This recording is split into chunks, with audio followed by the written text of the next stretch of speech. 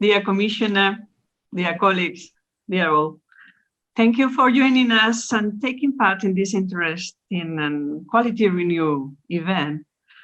I am very proud of belonging to the group who is leading the fight against disinformation at the European Parliament.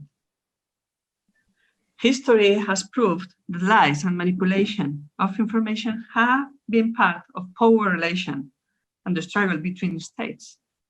Disinformation is not a new phenomenon, but the medium used to spread it, the internet, is something new. The industrial production of lies to undermine confidence in political pluralism has been renovated. We must defend in the Parliament the democratic rule of law. Minister Tuppurainen said in a debate here in this House that the rule of law needs constant care and protection. Otherwise, the forest will grow back. He called for a militant democracy. I fully agree. I think that a way to protect democracy in the 21st century is to protect social networks from disinformation. Who spread disinformation and lies are ahead of us. We need to regulate objectively and quickly various issues because this is a hybrid threat that continues to mutate. In several cases, it develops serious kinds of cybercrimes with economic objective or undermine our strategic capacities or the essence of political pluralism. COVID-19 has caused unprecedented levels of health concerns across the globe and has led to a parallel pandemic of disinformation. We call it, quite rightly, infodemic. Renew thinks that it is necessary to reflect on it. COVID-19 has shown how easily people can be manipulated and the serious consequences that it has for people as individuals and for society as a whole. COVID-19 has shown that disinformation has an external dimension, but there are aspects of the phenomenon that affect the rights and freedoms of European citizens and therefore the rule of law in member states. It is necessary to address the legal gaps in the internet and reflect on the role that individuals, organizations, online platforms, and public authorities should have in the fight against disinformation. We assume that intensive use of networks generates enormous economic returns and influence, and even algorithms can be addictive to the use of the internet. And so, pre-formats and addicts citizens are vulnerable to disinformation strategies. A debate with the business sector is necessary, always. Today, we will address the most relevant issues and answer the main questions through 3 panels.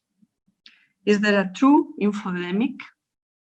How should we respond? How should we react towards the countries that organize anti-EU campaigns?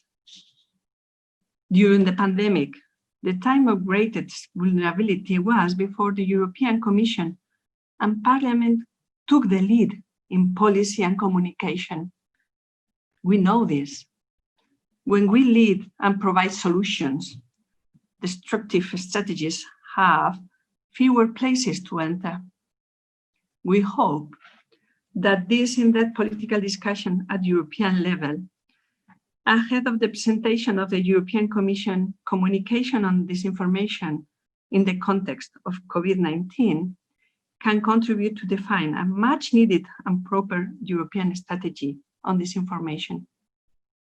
When we design resiliency, we think on education. And my humble opinion, when I think of public policy on education, I think of Condorcet and Juillard. The school is the main battleground in defense of civilization. Condorcet, after the French Revolution, had no doubts. People needed power and instruction. Public policies on education to be more educated and freer. This is the challenge of the 21st century in times of social networks and another revolution. We need education to improve civilization, to avoid manipulation and sectarian polarization. That only leads to hateful speech and the destruction of the most precious thing in the core of the democratic rule of law. The ideological pluralism that the majority cultivates and desires. The other, the sectarianism, dogmatism embraced by the majority, would destroy democracy from within. And now, I would like to welcome our first speaker, Ms. Jourova, Vice President of the European Commission for Values and Transparency. Ms. Jourova, thank you for accepting our invitation to this first Renew webinar on disinformation. The floor is yours. Welcome. Thank you. Thank you very much. Thank you, ladies and gentlemen. Thank you for inviting me to this online webinar on such a timely and important topic. And I cannot agree more with everything what Madam Maite said, because this was a very, very clear and alarming description of the phenomenon of disinformation, not only in Corona times, but in the times to come, which need some action from our side, which needs the European response. I will try to present to you what we have done, what we are doing, and what we plan to do still in this year, and I will try to be as concrete as possible.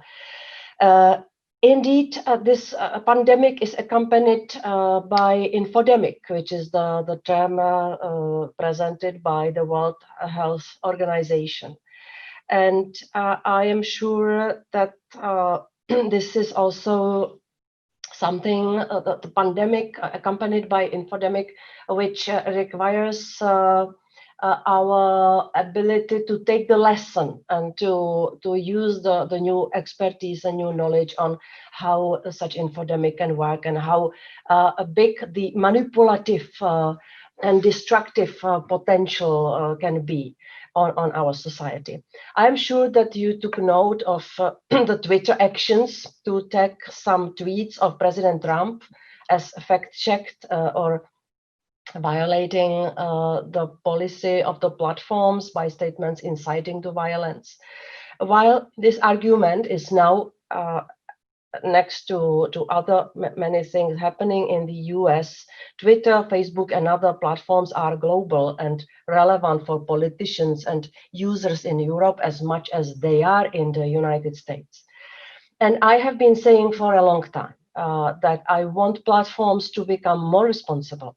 Therefore, I support Twitter's action to implement transparent and consistent moderation policy. This is not about censorship. Everyone can still see the tweets, but it is about having some limits and taking some responsibility of what is happening in the digital world. And obviously, this has triggered an avalanche of reactions in the United States and calls from the president to revise the US liability rules. Luckily, back in Europe, we are far ahead in this debate. We are not only talking, we are acting.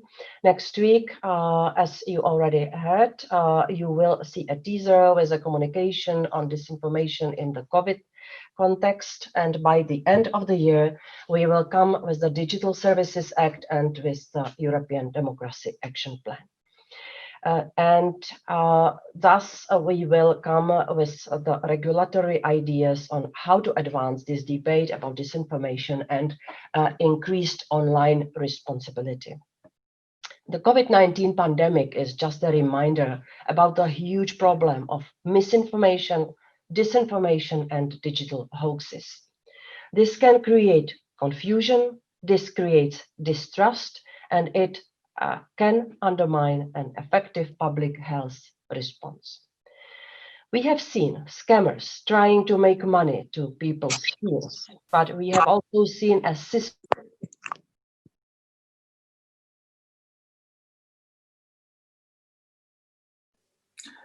Commissioner, I believe your voice has been muted by accident. Yes, because now I'm going to speak about very serious things. So somebody has silenced me. No, No, you're back now. I did it on my own here, so I still have it under control to the ability to speak. No, but I wanted to say that we have also seen a systemic attack on Europe and our member states, promoted, for instance, by pro-Kremlin media about how badly we are dealing with the crisis, or even that the virus was spread by NATO, or that 5G masts are helping to spread the virus. Hence, it is no exaggeration to say that proper information, especially in these times, can save lives.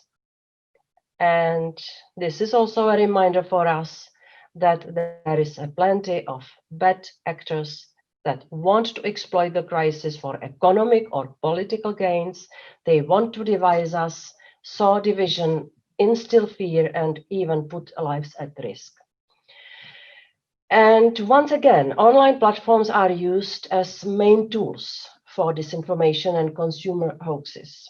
So let me first tell you about some actions we have taken so far and about plans what I would like to do in the future. We acted quite quickly. Already on the 3rd of March, I held the first meeting with the social media platforms.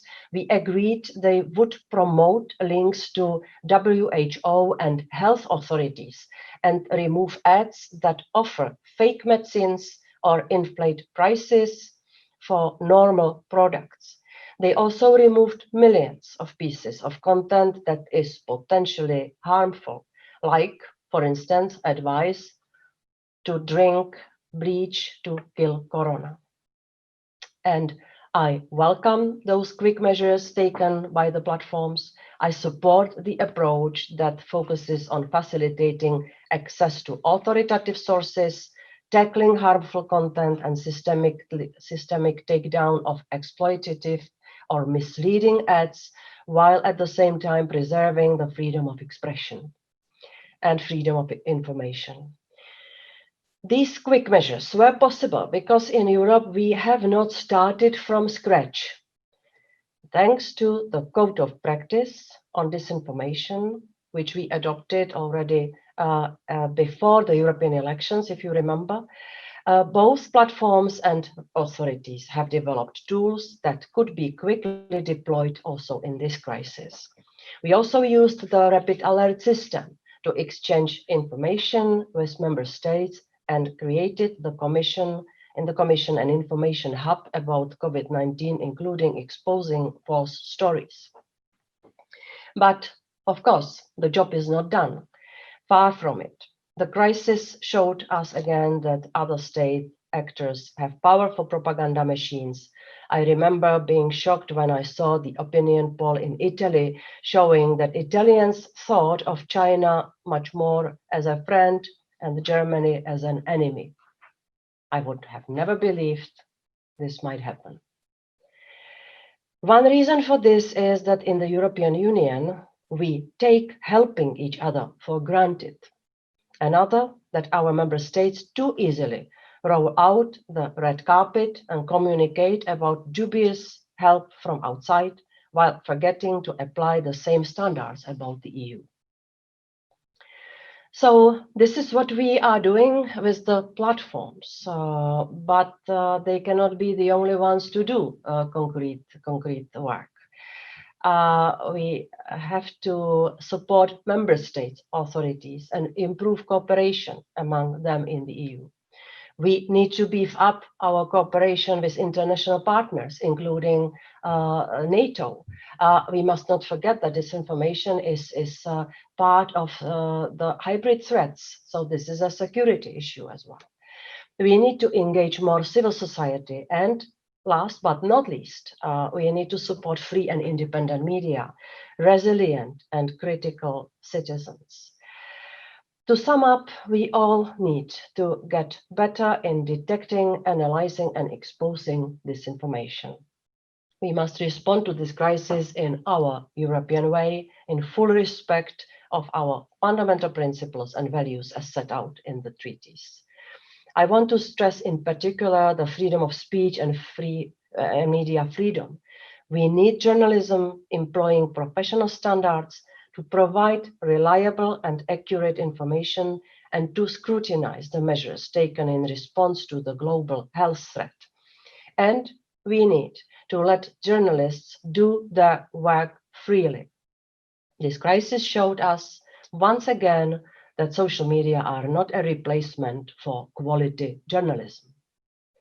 I also think that the need for experts' information has increased significantly, which is a welcomed shift. I think the public is not tired of experts, and we have to find a way to make their voices heard. This COVID era or this situation is also bringing one lesson and proves what I thought already before, that the sectors which are affected by disinformation, which are under the attack, has to be much more proactive to defend their trustworthy and reliable information.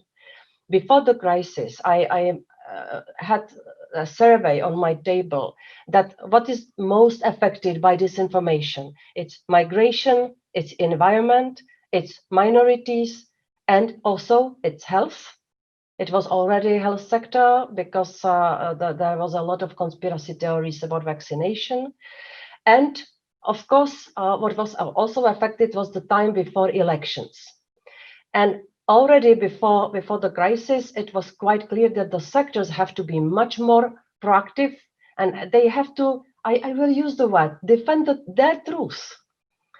And when COVID came, we had a very good agreement with Stella Stylianides because she is our health commissioner who understood very well that my role is open the space or agree on the opening the space on the platforms for authoritative content, but the health sector has to deliver such content and update and use lege artis information and to be really trusted and to gain and deserve the trust from the society. And I think that we are achieving results on that.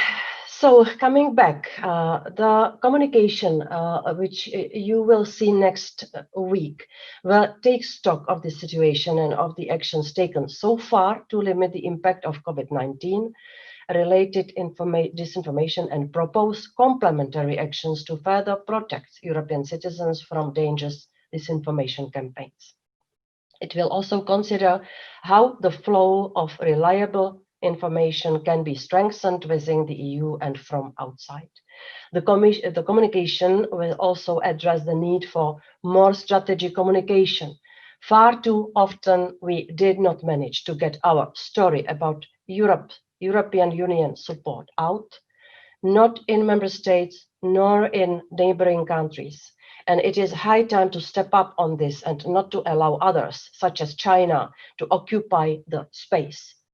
No more propaganda around the boxes with China with love, which we saw in the peak of COVID.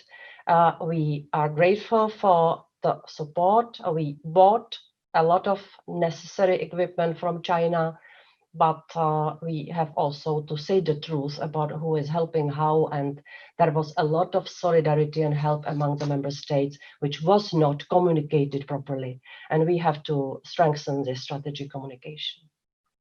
The communication we will publish next week will also include reflection on how to improve support for competent authorities, fact-checkers and researchers, also with the help of the newly created European Digital Media Observatory.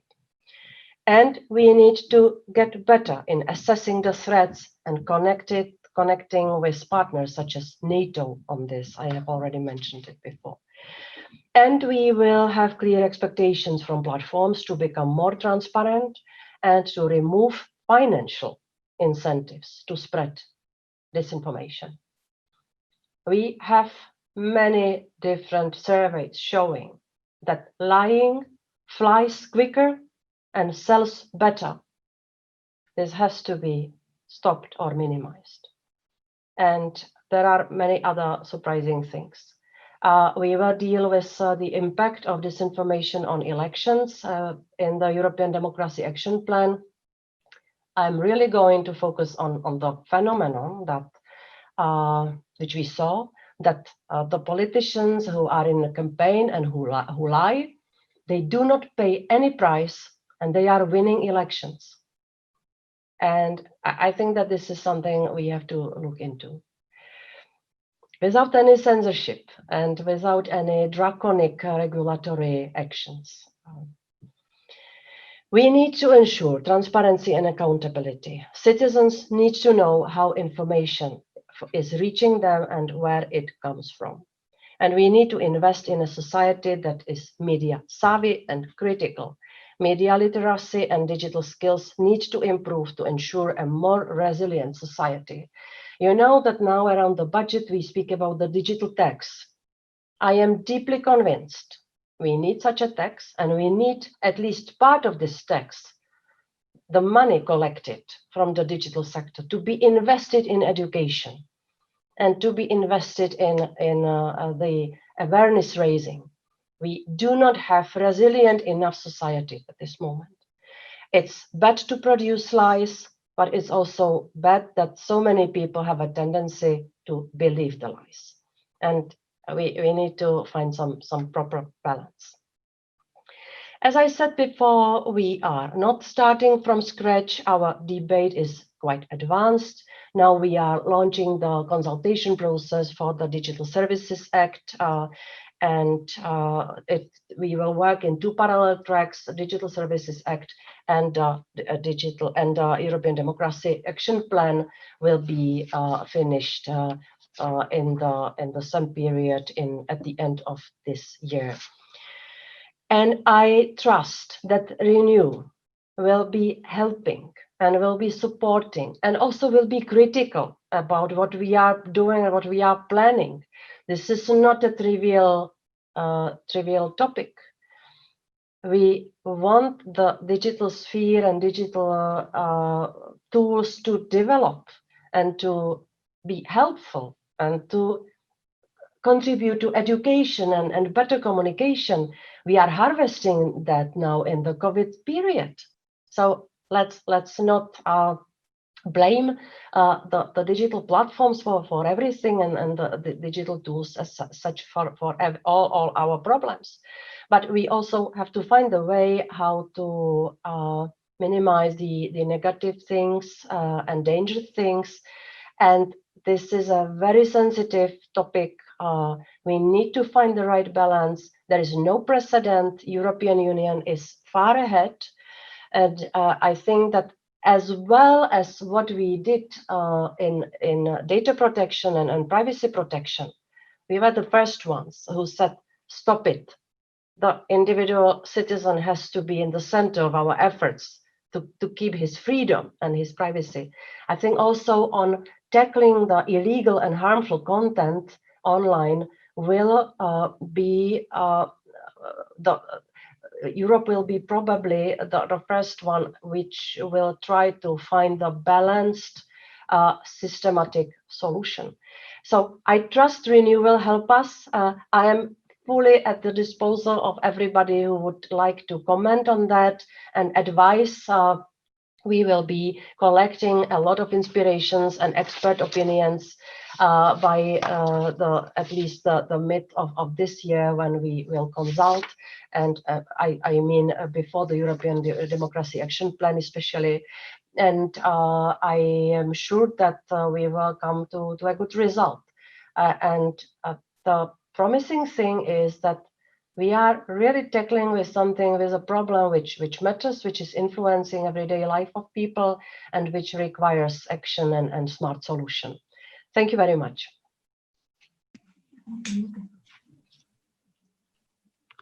Yeah. Can you hear me? Yes. Oh, dear Vice President, thank you. I would like to thank you for your answer and your contribution in general. And we have no time, unfortunately, for questions. And I would like to introduce Ms. Nathalie Loiseau, who will moderate our first panel. And I do not want to miss the opportunity to thank you, the Renew team, and my team in particular, the hard work done to organize the webinar. Ms. Loiseau, it's your time. Thank you, Maite Pagazaurtundúa. Thank you, Commissioner Jourova, for your inspiring words. We will start this first panel, and I would first of all like to introduce our distinguished panelists, starting with Javier Lesaca. He's a visiting scholar at Columbia University and an associate professor at the Faculty of Communication at University of Navarra in Spain. His research specializes in communication strategies of terrorist groups, but also in Russian disinformation strategies targeting Europe. We also have with us Jose Miguel Cansado. He's a partner at Alto Data Analytics and the author of several books, including a fiction book whose named Digital Renaissance, and of course I like it.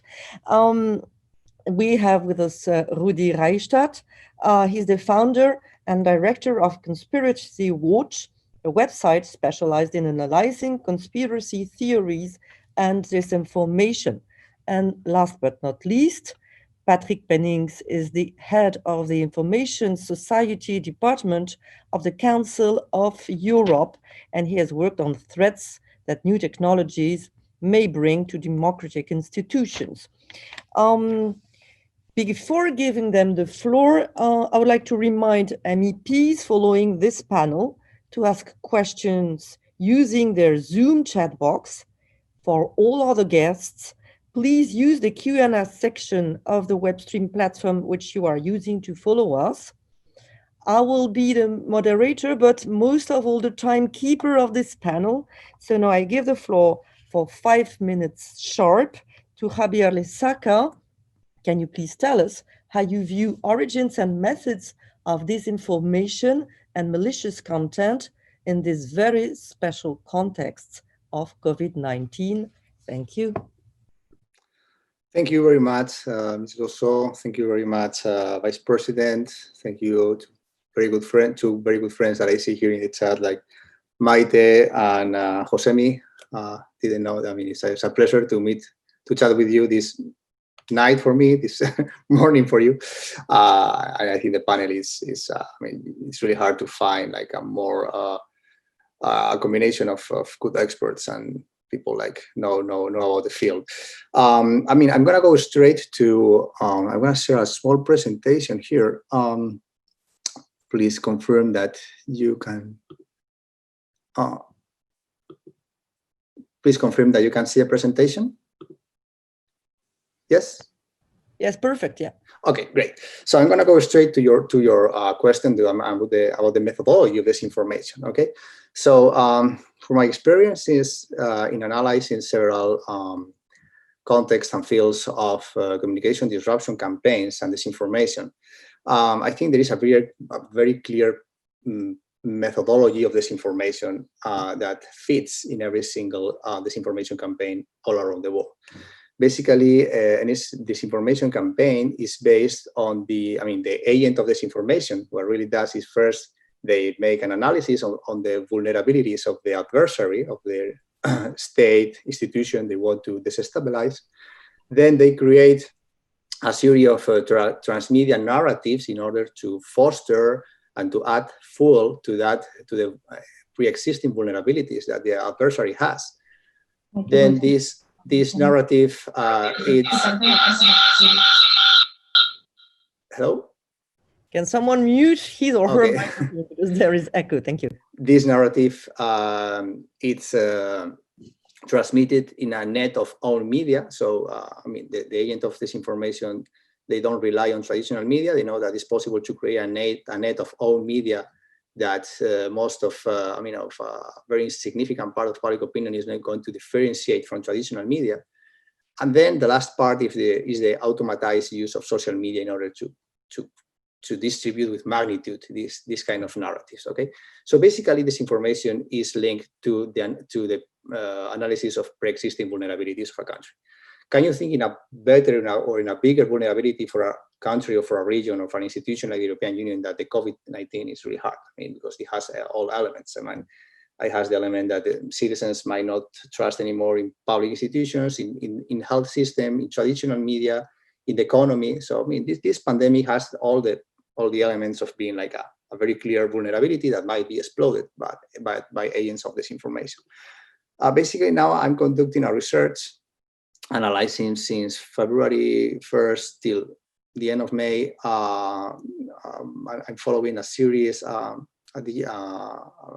net of 75 potential misinformation digital platforms all around the world that I gather around 4,000 potential malicious narratives regarding the COVID-19. Basically, the main narratives regarding the COVID-19 pandemic or the COVID-19 vulnerability are the feeling against America, United States, fostering the feelings against globalism, fostering or challenging the state of alarms or the measures that governments have applied in order to flag the curve of the pandemic, the feeling against the European Union.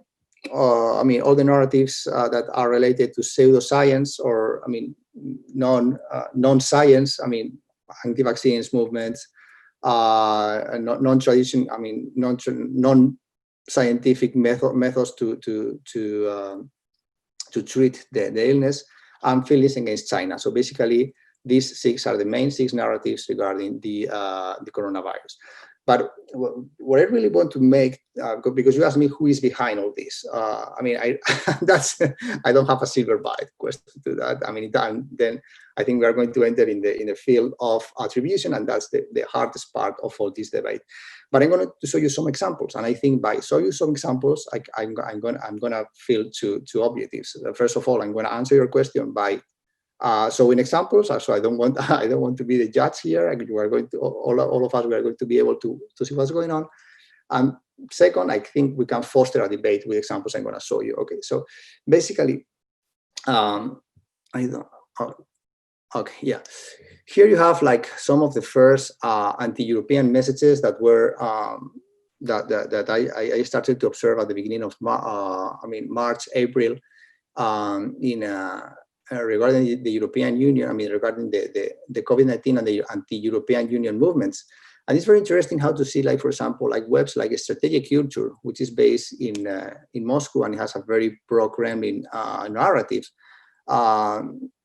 Although it's kind of a hidden media because we don't know who is really behind this media. It doesn't offer a real address.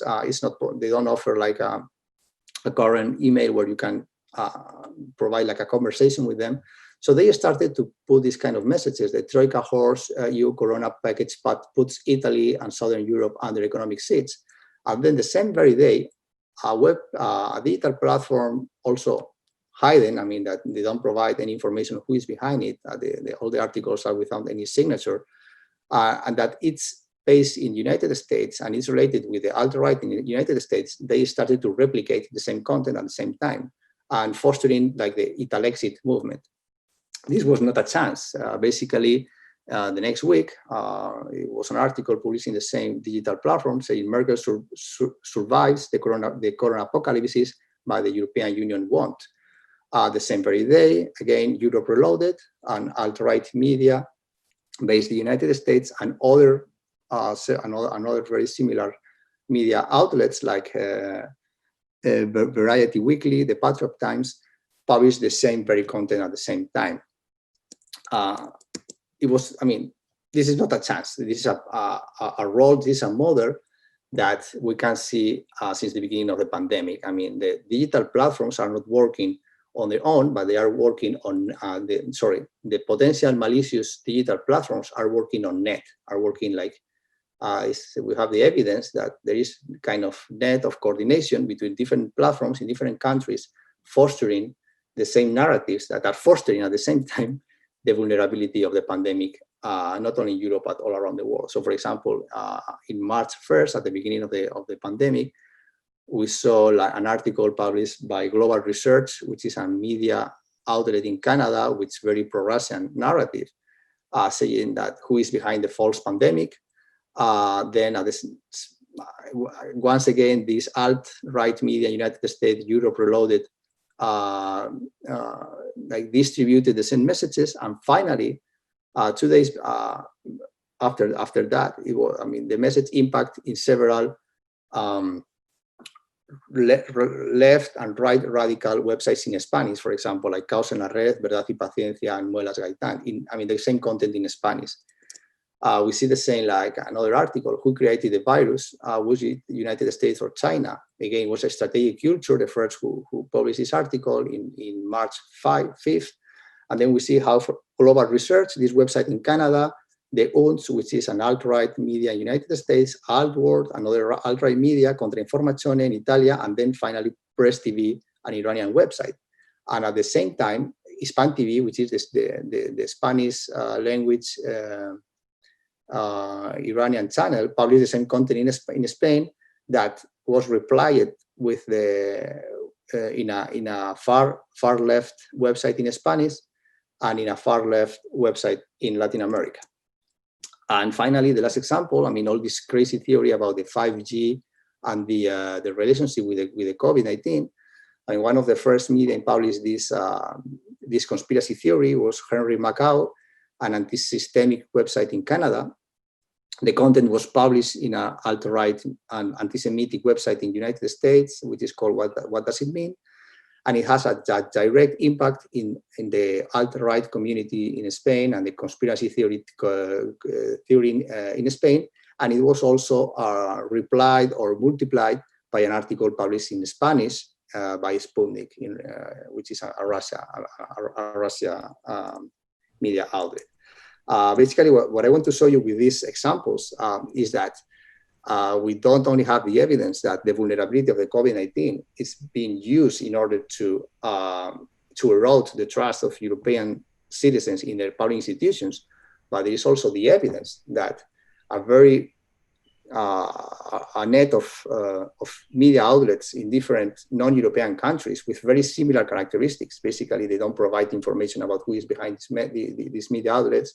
All these media outlets have been created in the last 5 years, more or less, so they don't have a lot of history. And they are basically sharing the same narratives that are fostering this disinformation content.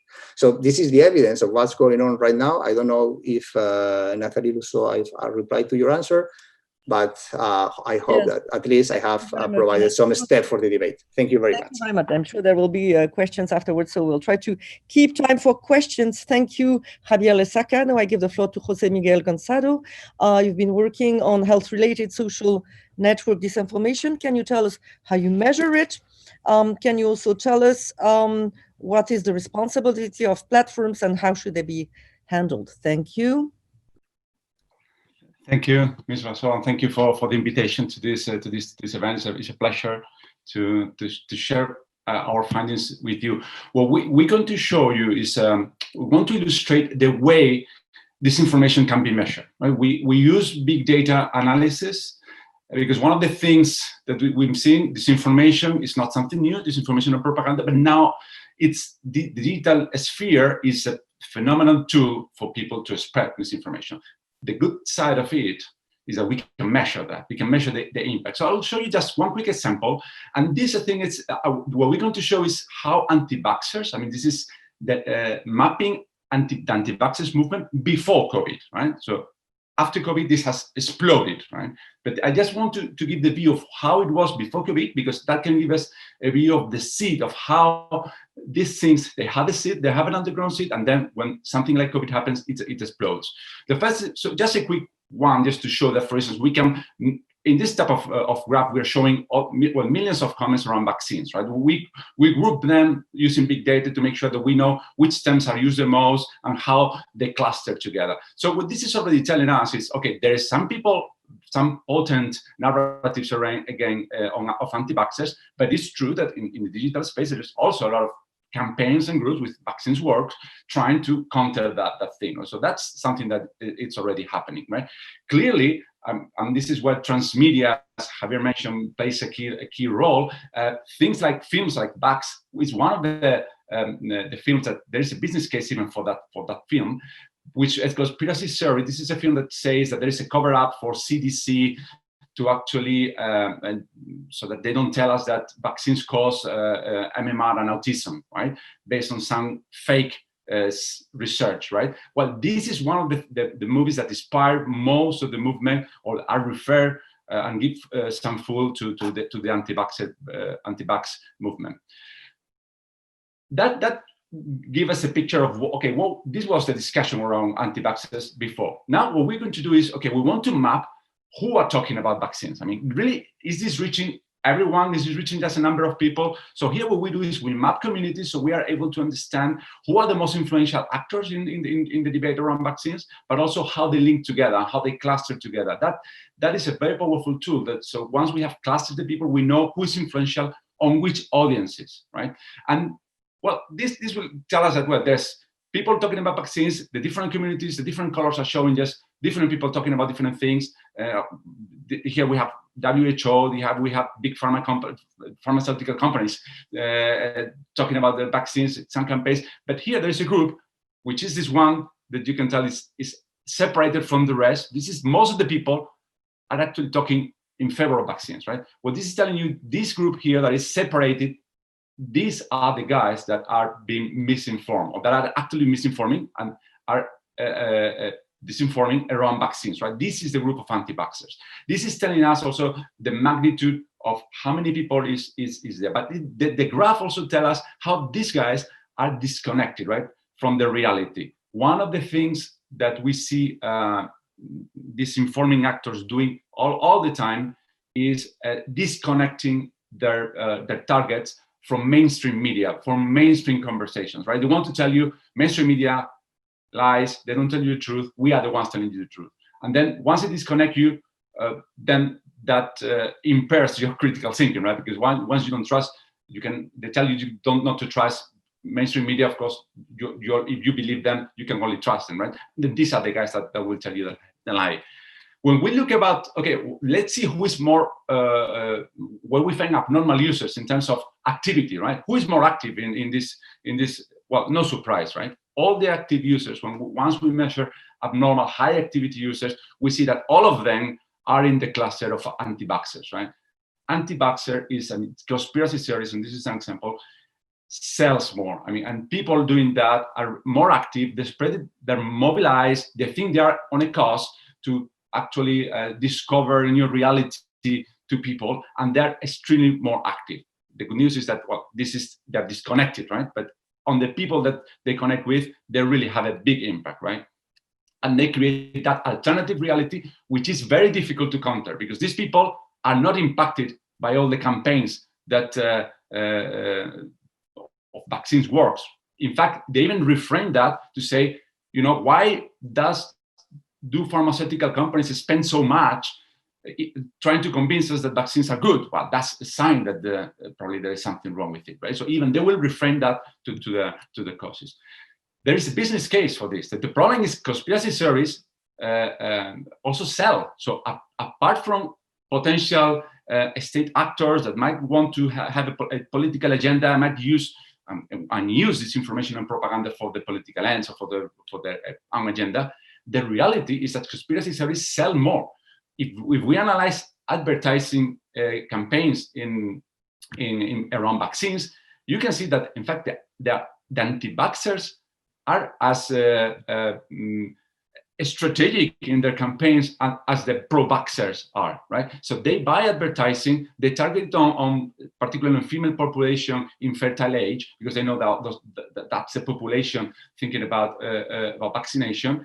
And why would anyone invest in this? Well, because you have all this type of alternative media that actually end up selling, advertising, receiving donations because they get you on a cost, right? So if you want to create a media around vaccines and you want to make some money, if you make an alternative media, that will sell more than media telling you the reality, right?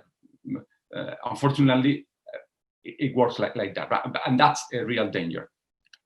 When we look at, okay, what are the arguments that, and again, this is previous to COVID, right? But just to illustrate what they say about vaccines causes autism, big pharma just wants to make massive profits from vaccines. Everyone has the right to decide, so why should they tell us if we have to be vaccinated? Children receive too many vaccines. Let me summarize this. All those arguments fall into kind of three categories. On one of them is fake science. In other aspects, it's fake news, right? So in other topics, we have fake news. We have even fake history.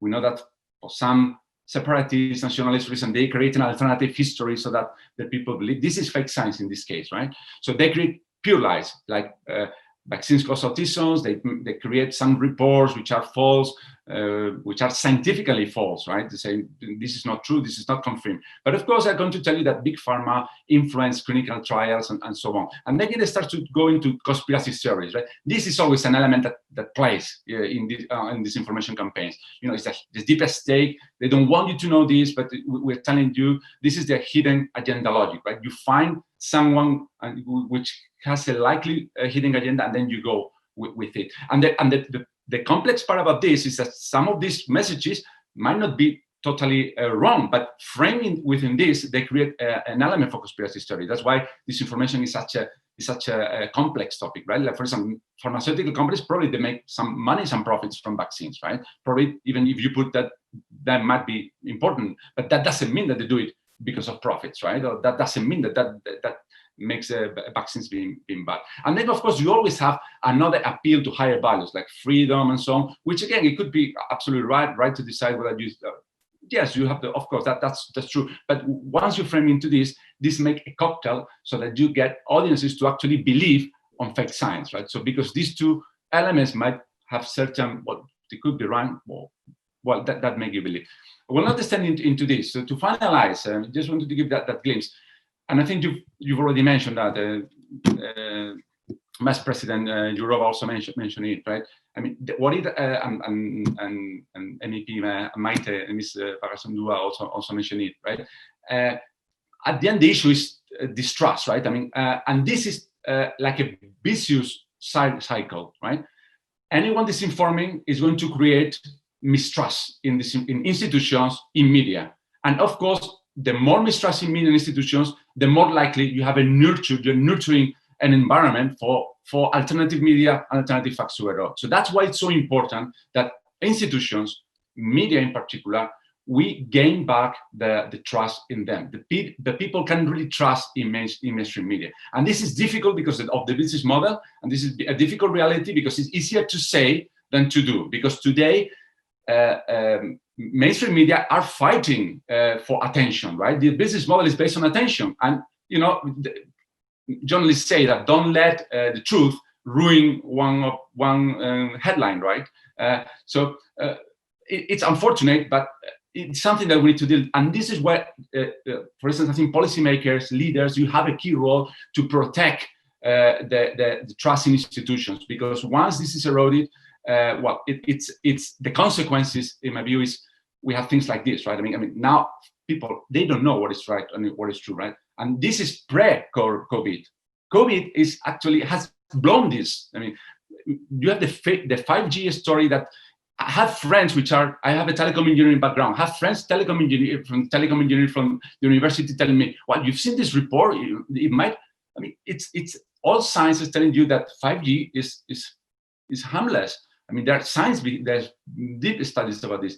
People with engineering background will tell you now that some of them have doubts, right? So, and what is at stake to finalize? I landed with this quote from Hannah Arendt, right? From the origins of totalitarianism in 1951. She said, the ideal subject for totalitarian rule is not the convinced Nazi or the convinced communist, but people for whom the distinction between fact and fiction, the distinction between true and false no longer exists.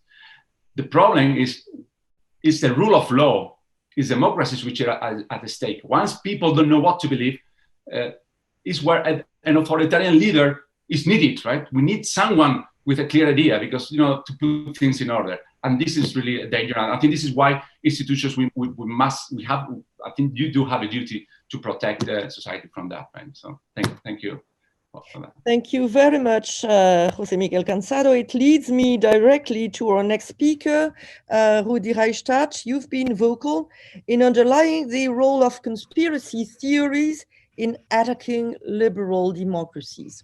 So please tell us, do you think COVID-19 disinformation has a political dimension? Okay, good morning, everyone, and thank you for inviting me to speak. I will try to be as short as possible, I swear. So first, the political dimension of disinformation about COVID-19. It seems obvious to give you a quick overview. I would say that we have seen since January the appearance of conspiratorial comments from anonymous internet users, or at the contrary, from well-identified activists and media outlets. You know, these conspiracy theories, Javier Lesaca just spoke about them.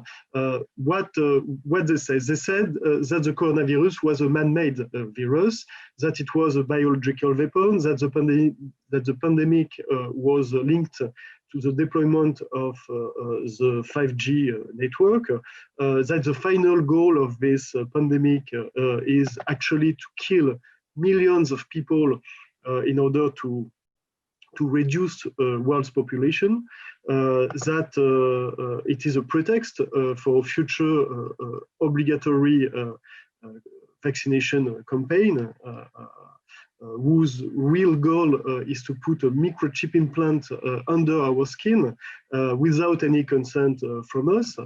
José Miguel Cansado just made a brilliant intervention about that, about anti-vaxxers especially. They said that the pandemic is in the financial interest of Big Pharma, and that it is a conspiracy by the CIA, by Bill Gates, by George Soros, the Jews, the State of Israel, the Pasteur Institute, etc., etc., etc. Therefore, these comments immediately add a political dimension. You must understand that to develop and flourish, conspiracy theories needs to fit into a pre-existing narrative, a conspiracy myth already there that will take over the new conspiracy theory, feed it, and make it grow.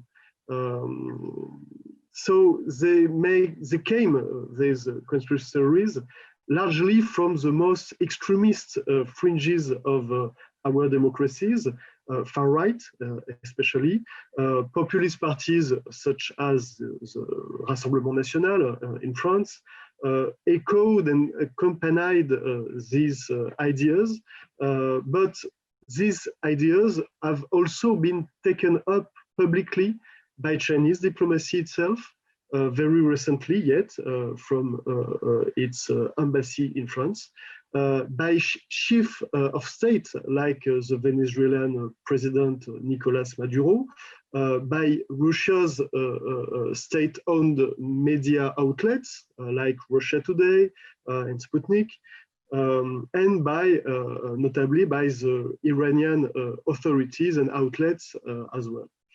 And for a simple reason, these authoritarian governments are trying to divert attention from their own management of the health crisis, to weaken the Western democracies and to silence any internal protests. Now, what consequences can this have for democracy?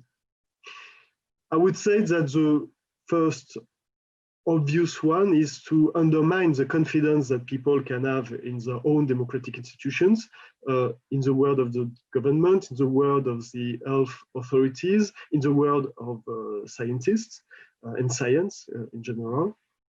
We know that there is a statistical link between attachment to democracy and adherence to conspiracy theories. We also know that there is a link between conspiracy theories and political extremism. In Germany, we have seen for some very worrying convergences between populist conspiracy theorists and the extreme right-wing neo-Nazi movement in favor of anti-lockdown protests. Conspiracy theories are dangerous because they reinforce racist and anti-Semitic prejudices. They are widely used to divide people and undermine what makes our political communities, our nation, democratic. That's why conspiracism is both a civic challenge and a challenge to representative liberal democracy. To finish, just it's a civic challenge because when we no longer share the same common world, just like Hannah Arendt said, democratic debates becomes a dialogue of the deaf. It's a democratic challenge because if you are told that elected officials are corrupt people and puppets who are secretly paid by dark powers, then why fight for such a system? It is logical that if we are convinced that everything is corrupt, we should question and reject the system that is responsible for the situation, and the liberal democracy. I would add just that it is to a public health challenge.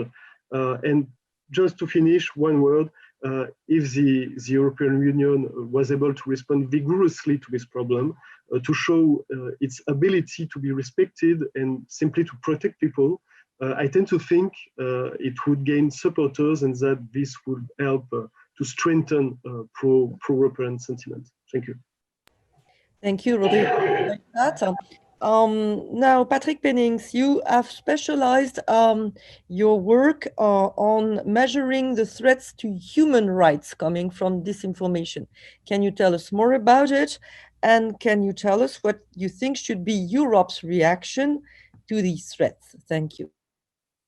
Thank you so much. When you have 5 minutes, either you speak very fast or you try to concentrate on a couple of things.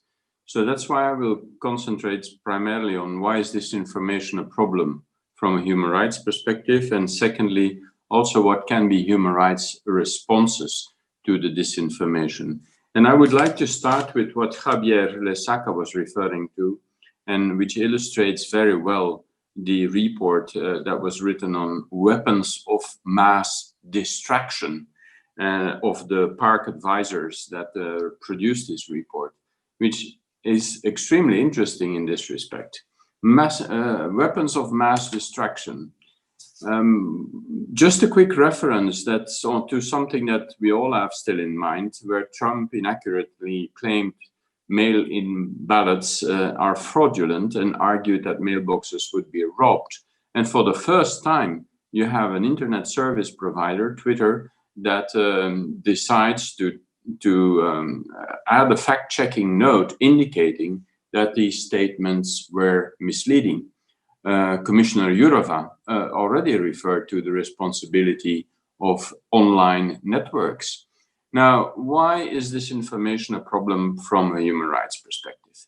First of all, disinformation with its potential to mislead and manipulate to sow distrust. We've spoken about trust and distrust already, and confusion can affect a number of human rights. I will tackle them not necessarily in order of priority, but just as they come along.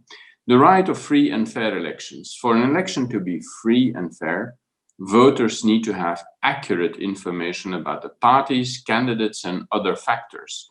Incorrect information may influence the way the individual votes. And there are numerous reports which highlight the likely effects of disinformation on election results. The second is the right to reputation and other privacy considerations.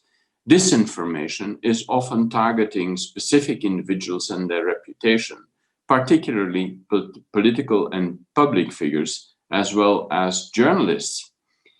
Third, the right to non-discrimination.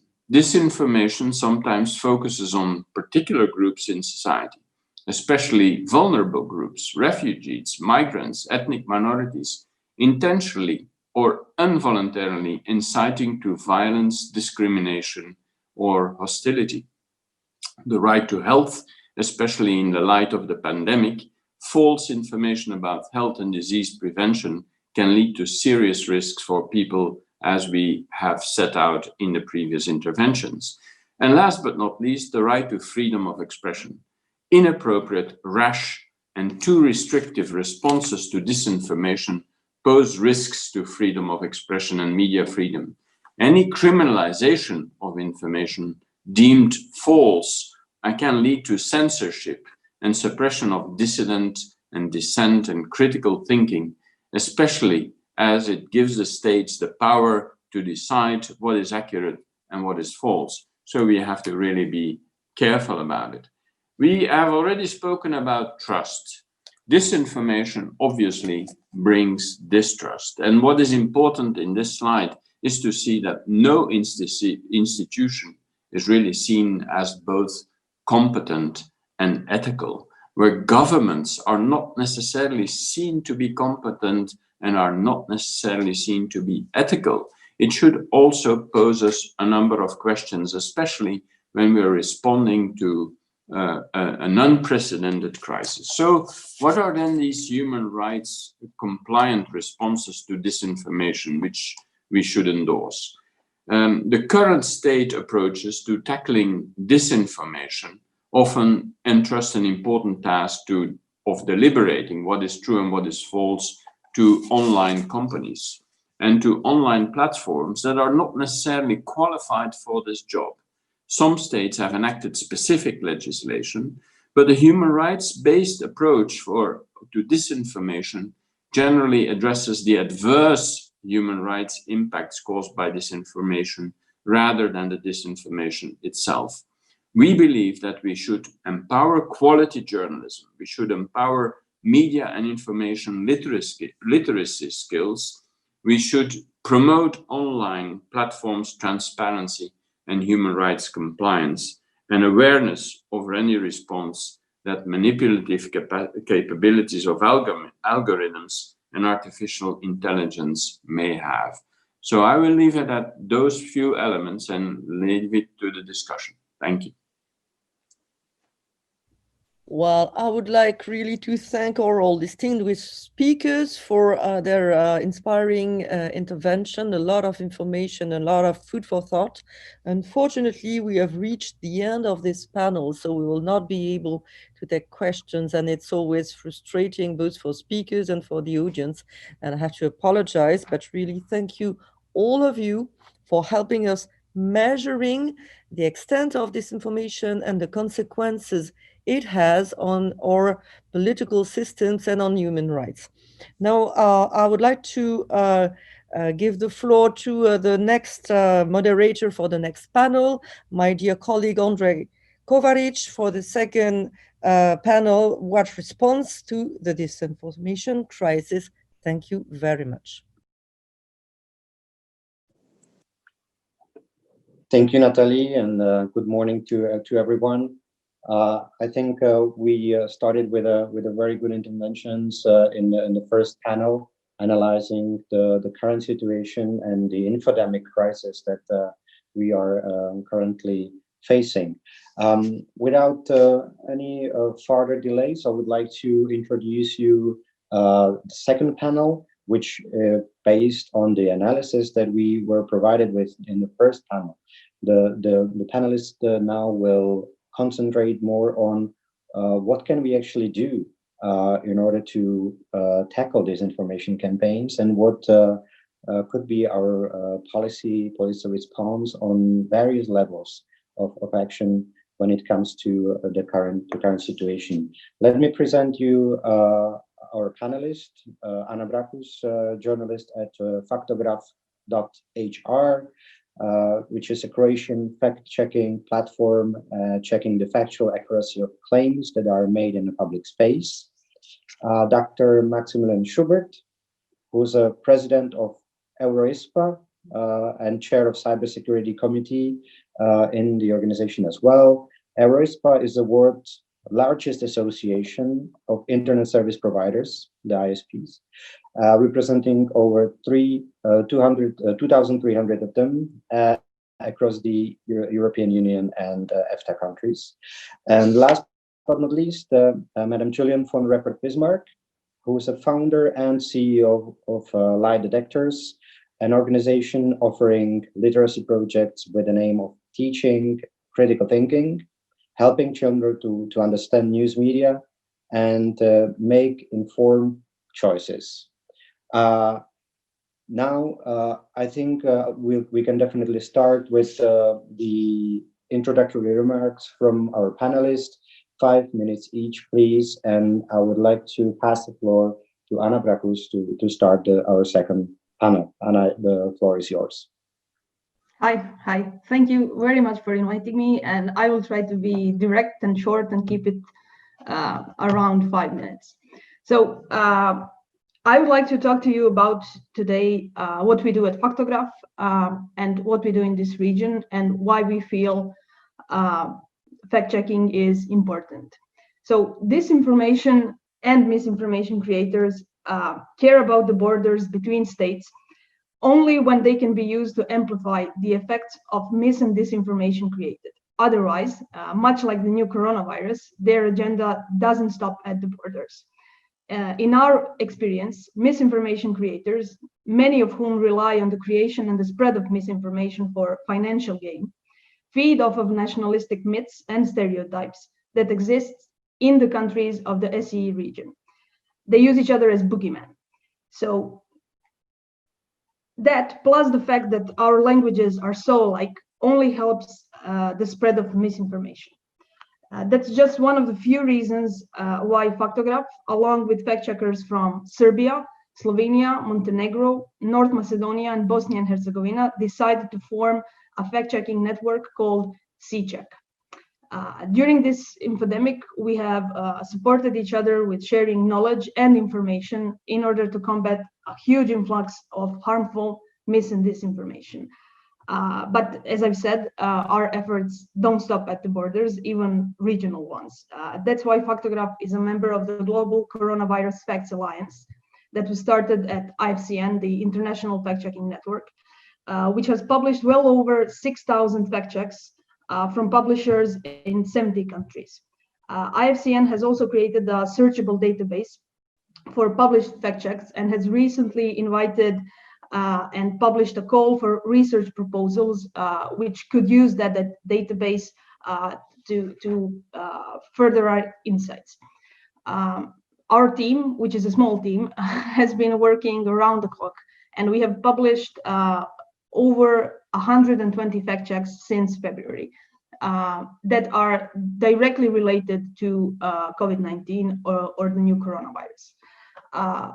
We also created a separate blog which collects all of those published fact checks regarding COVID-19, so our readers can find everything that we've published on that topic easily and whenever they want to do it. So I would also like to say that we've noticed a huge surge in readership, as well as readers contacting us directly with requests for fact checks with very specific topics and very specific questions. The bright side of that is that the members of our newsroom feel, and we all see a positive effect, and we see the contribution that we make for the public good. Our journalism is, and of course will always be, motivated with public interest.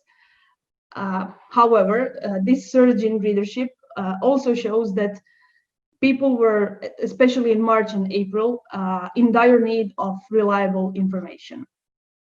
So the most popular and harmful disinformation cases related to COVID-19 in this region differed as the months went by.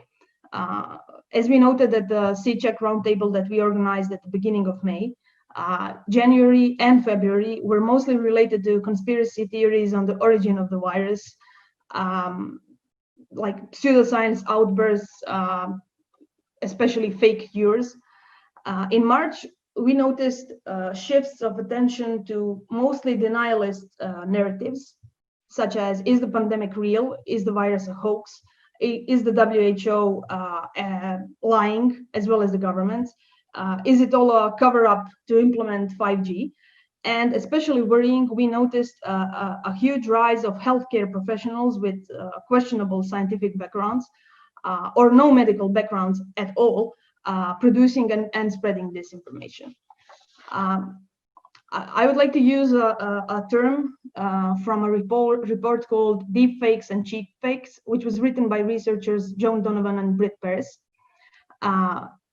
Because we've noticed that most of the content that went viral in this region were cheap fakes. That means images manipulated with cheap or no software at all, easily made with little knowledge of Photoshop or the like. That means that we've seen statements taken out of context and video of interviews or homemade videos with captions in Croatian or Serbian language that was originally filmed in a variety of languages, such as English, German, French, Italian, or Russian. We've also noticed that there's been a huge rise of threats and hatred pointed to Factograph's journalists, as well as fact checkers around the world. That's, of course, a very negative side effect of this situation. Especially when we consider that in recent years, Croatia's track record with media freedom is worrisome. The funding of non-profit media is seriously lacking, and the government media strategy is nowhere to be seen in years, except in promises of the government, that is. I would also like to point out that disinformation and misinformation and its negative effects cannot be solved, in our opinion, without taking into account the levels of mistrust in political institutions, the low levels of media and civic literacy. It also cannot be solved without taking into account that misinformation content is created in a way which is easily consumable, readily available, and shareable. Factual, science-based information often is not. Tech giants play a huge role and must take responsibility for combating this infodemic. And I'm not just talking about COVID-19, but that responsibility also lays with the institutions of the EU member states and of the Union as a whole.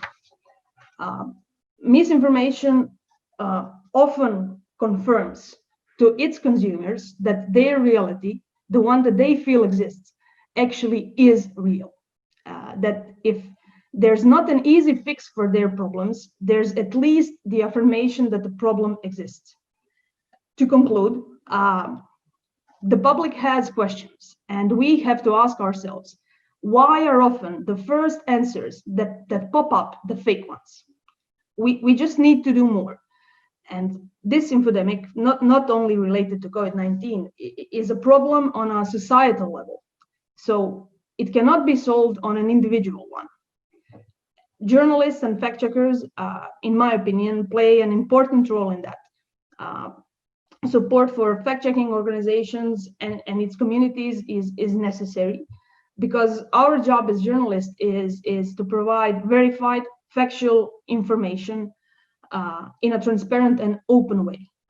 We at Factograph will continue to do that to the best of our ability, but we also expect the EU and its member state to be an ally in our efforts aimed at combating disinformation, to support independent journalism and fact-checking, and to encourage critical thinking. We feel that otherwise the propagandists will win.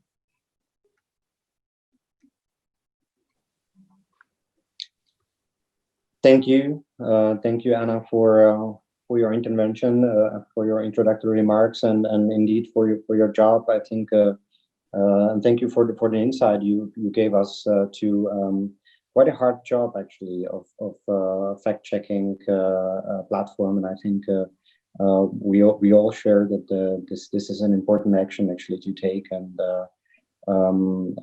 we heard also your call for more support from the policymakers and from the EU side. And And I think this is an important work strand that we should follow.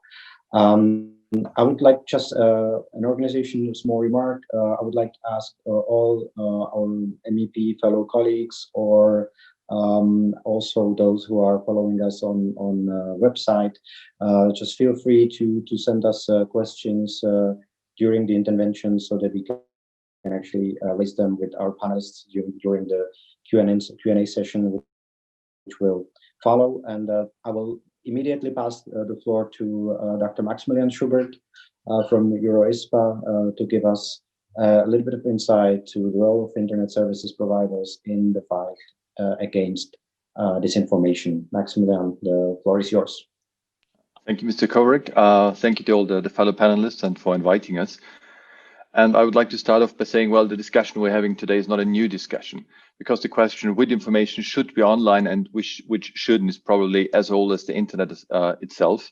And I think also, especially to COVID-19, the European providers, so our members, again find themselves between a rock and a hard space.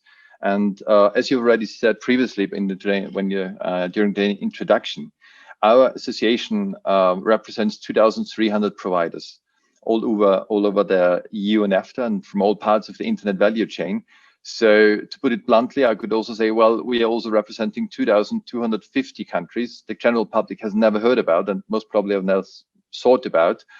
And so whatever action is being taken in Brussels, we have to make sure that the measures you're thinking about will be proportionate for a small access provider in Italy up to a content provider in Finland.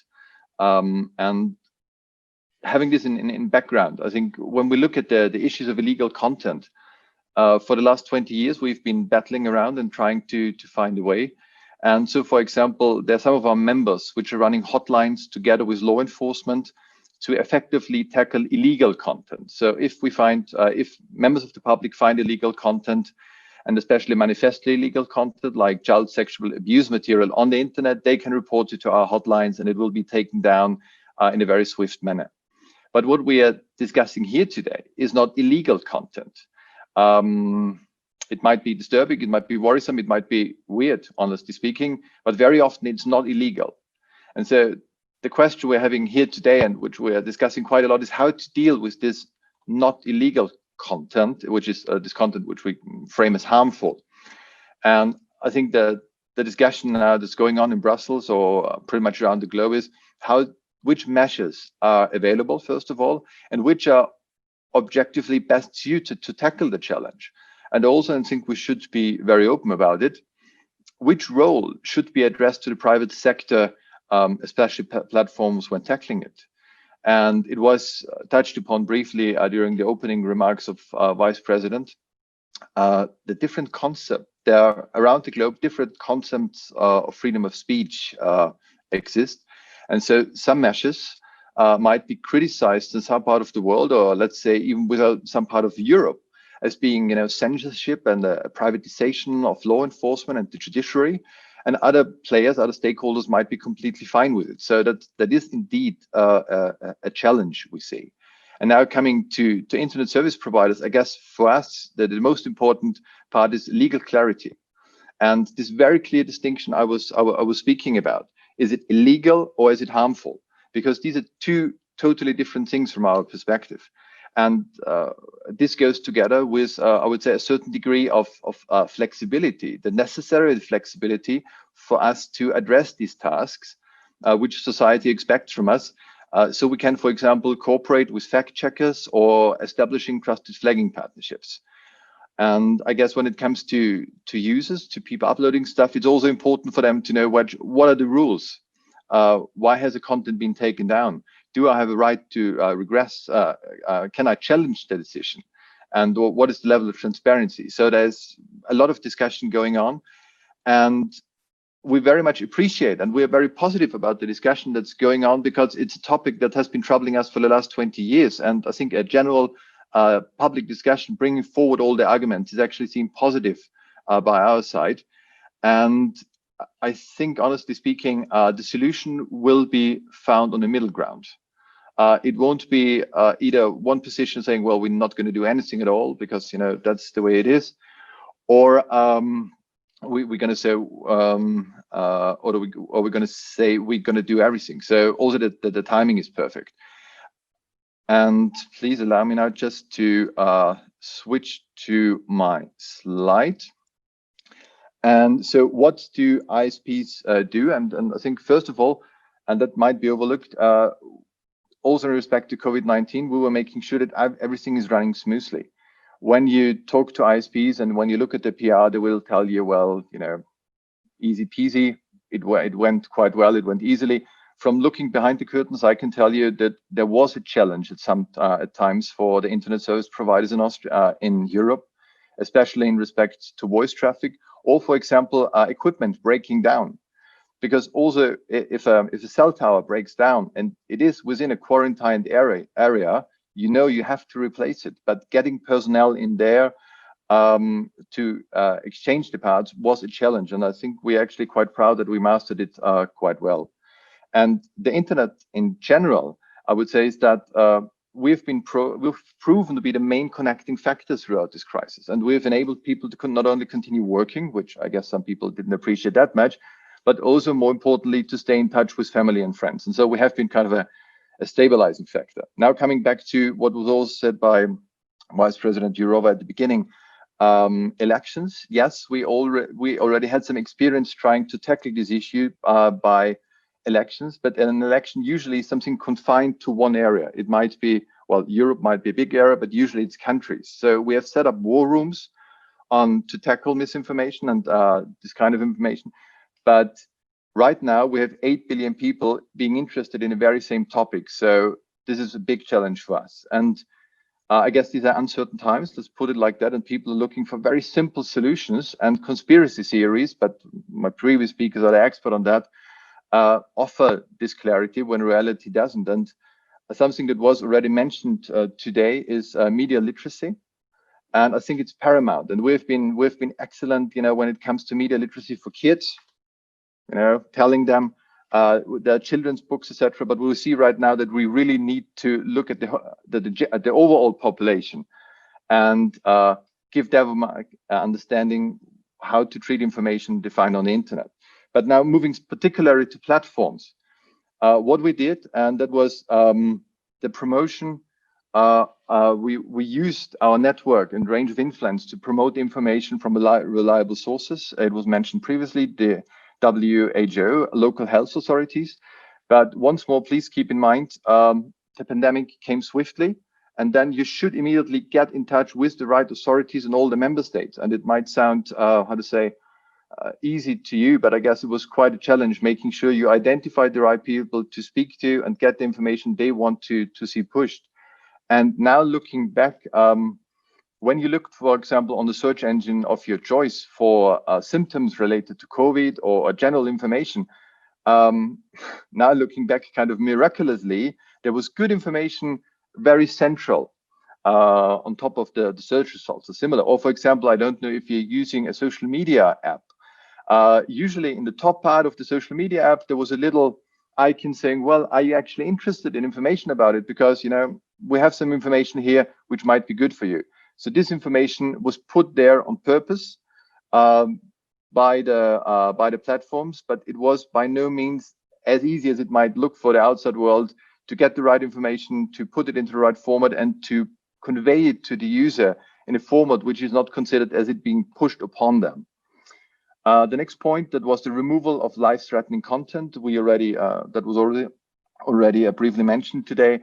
When we saw information which was really life-threatening, like, you know, asking people to inject themselves certain things or swallow Tide Pods, these were removed quite swiftly. And honestly speaking, yes, maybe we could have done, or our members could have done a better job in trying to identify them. But it's once again very difficult to find this information. And one of the most interesting, or currently the most controversial issue, is the tagging of content, which has been disapproved by fact checkers, because there was also a learning for us in elections previously on, and that was that if you just put a big label onto the information, that it's wrong, that it was that it's dubious, etc., etc., it turned out that this might be seen as a seal of approval by some people trying to spread this news, because that's just the Illuminati hitting down on you. And so it was actually carried with pride. So what we did, we had to look for different ways, and so we tagged it, and most of the work was actually done in the back end, trying to make sure that the circulation of the tagged content is being reduced. That does not mean we removed it completely from the internet, because freedom of speech, but we made sure, for example, it was not proposed actively to people for it. Once again, you could still find it, but we were trying to reduce the rate at which it was pushed out. And I think this was quite a good compromise, taking into consideration there are so many different interests here at stake. And I think this ensures the freedom of speech is upheld while the dissemination of harmful content was being reduced. Or another measure, for example, was limiting the number of how often or to what big of a group a message can be forwarded on messaging services. This also worked out quite well, but was not only perceived positively by the general public.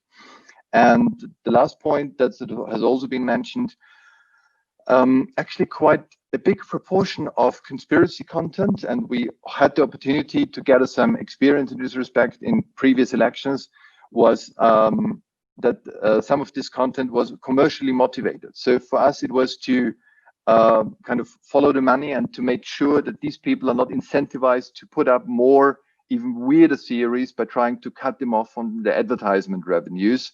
But once again, you have to be quite careful in respect to freedom of speech.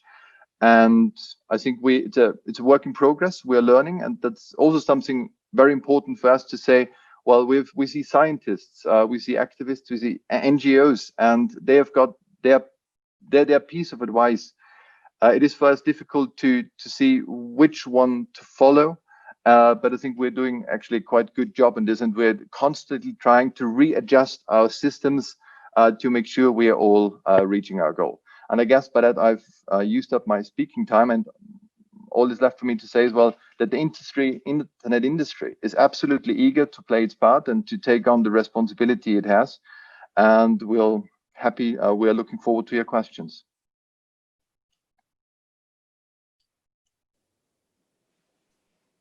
Thank you, Maximilian, for your interesting presentation. And I think you mentioned many points that are actually in the center of the discussion, and also in the center of policy action that was mentioned not only by Vice President Jourova but also by other speakers. And I fully agree with what you said at the beginning, that basically the solution is to be found over the middle ground. And I think this is very difficult also to strike the right balance when it comes to the approach. And thank you for also giving us quite a good picture of what the ISPs are currently doing, and sort of taking us also to the back room of the industry and giving us insight from your side.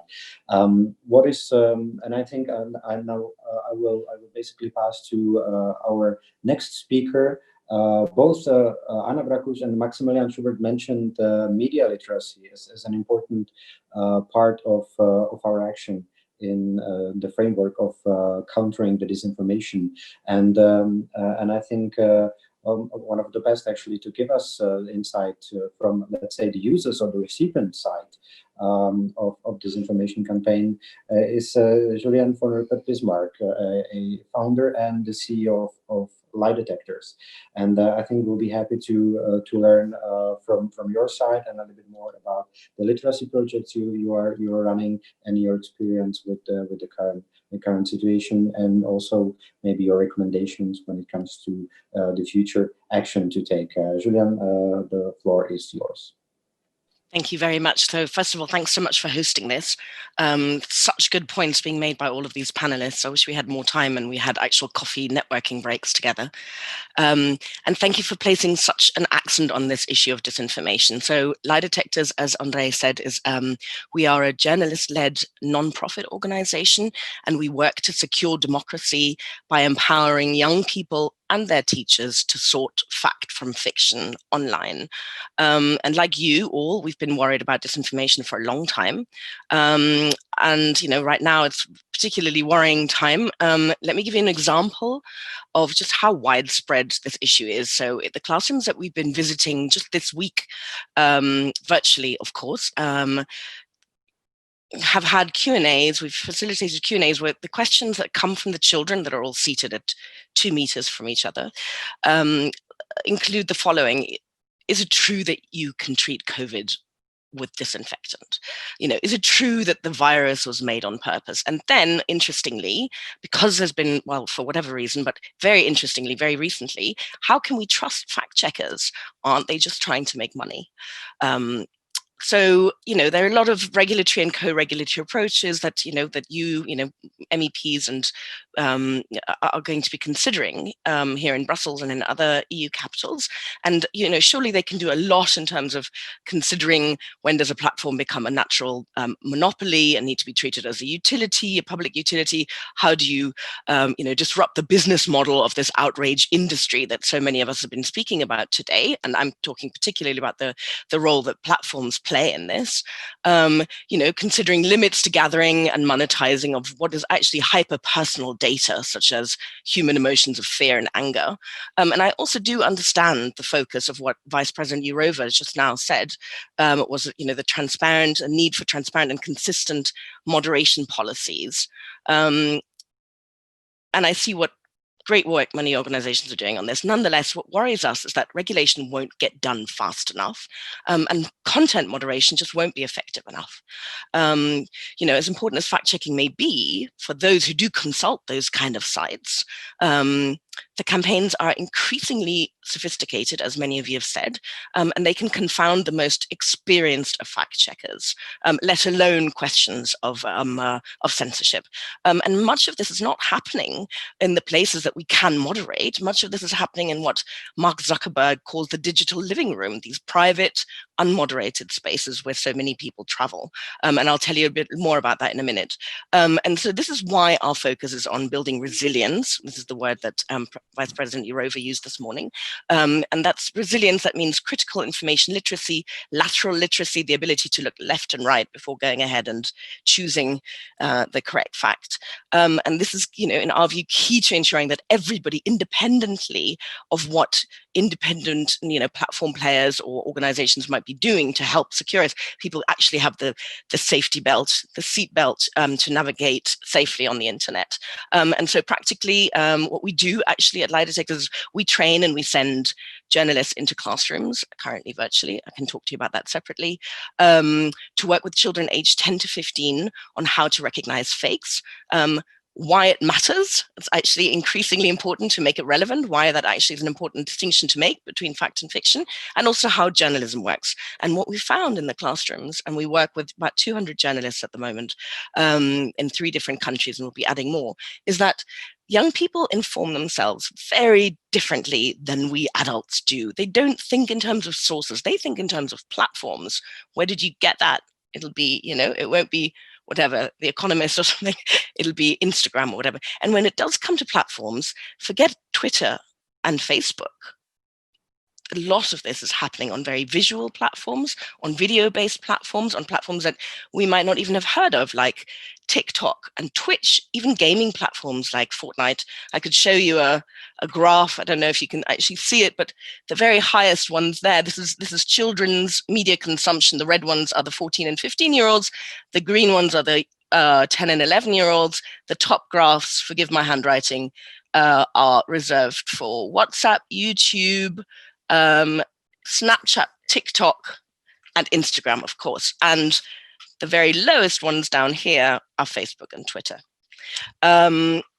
And often teachers may be aware, the other thing that we found, teachers may be aware that disinformation is an issue, but they often tell us that they don't know how to address this in the classroom themselves.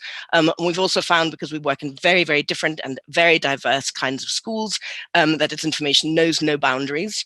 It does not distinguish between, rich and poor. But what's very encouraging is that for the school children that we do visit, once you make it relevant, and coronavirus is actually a particularly interesting point because it is making it relevant to distinguish between fake and fact in a way that hasn't been the case always, is once you've actually made it relevant to them, you can actually make a difference. There's lots of studies. Stephen Lewandowski does very interesting work on pre-bunking versus debunking.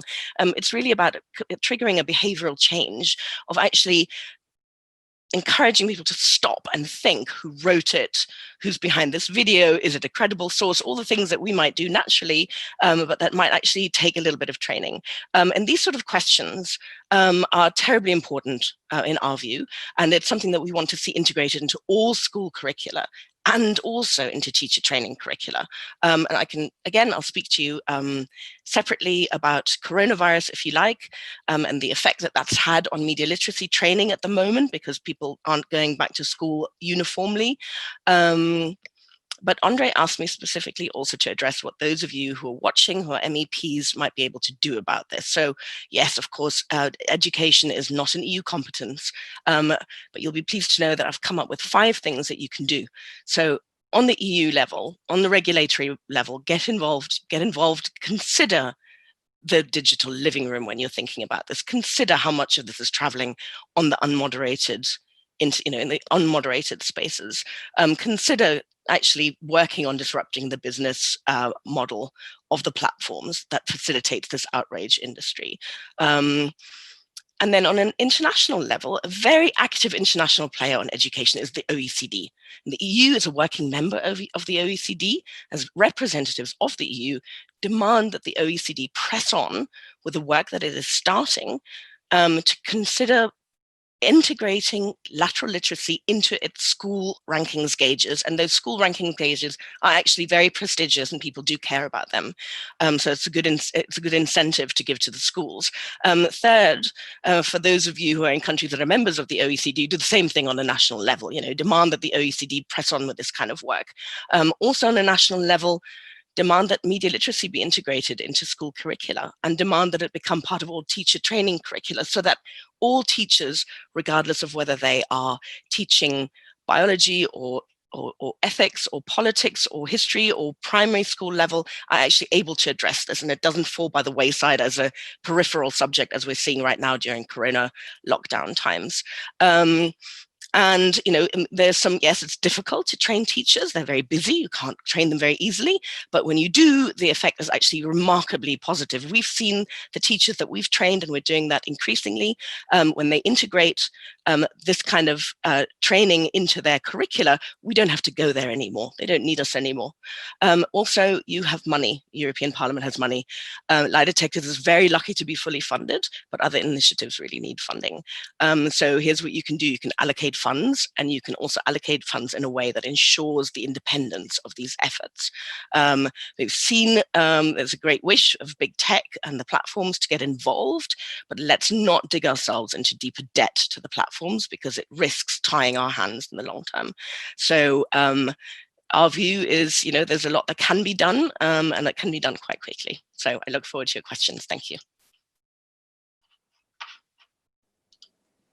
Thank you. Thank you, Julian, for your intervention, and I think actually very interesting excursion into the world of young people and children in facing actually the disinformation campaigns and sort of building up their capacities actually to distinguish between what is reliable and what is not reliable content. And I think this is an important point to mention. And also thank you for giving us sort of indications where the public action can actually head to and what should be our target areas in this regard. Thank you for your interventions. I would like to ask my colleagues whether they have some questions or whether they would like to intervene. We still have a couple of minutes left for some questions and answers. And in the meantime, before someone else, I may then a little bit use my position as a moderator and maybe raise some questions myself as well. Maybe I would start with Anna. You mentioned that you made over 100 fact-checking or fact checks since the February. So let's say since the pandemic actually outbroke. You were basically following, but you were following the internet also before. Have you already saw, or have you sort of identified some signs of approaching infodemic, or let's say stronger presence of COVID-related issues in the disinformation campaigns already before February? Were there some signs, you know, when the virus was detected already in China back in December or January? Have you already seen, you know, some indications that we can actually be facing a sort of infodemic? And if so, what were those signs actually present already in the online world? Well, thank you. It's so what we noticed in January is that in other countries it was starting. We can know that because we are the part of IFCN, which actually has a lot of fact-checking organizations from all over the world. So what we did notice is that it was slowly starting in some countries. In Europe, in my opinion, it had to go past January so that it could really start. In the beginning, as I said, we mostly noticed it was mostly mockery. Like, is this really happening? Some jokes being made about it. But as it got more serious, so did the hoaxes, so did the misinformation, and so did disinformation. So it really grew as the virus spread. What we started noticing probably by the end of March was this creation of what we called super theories.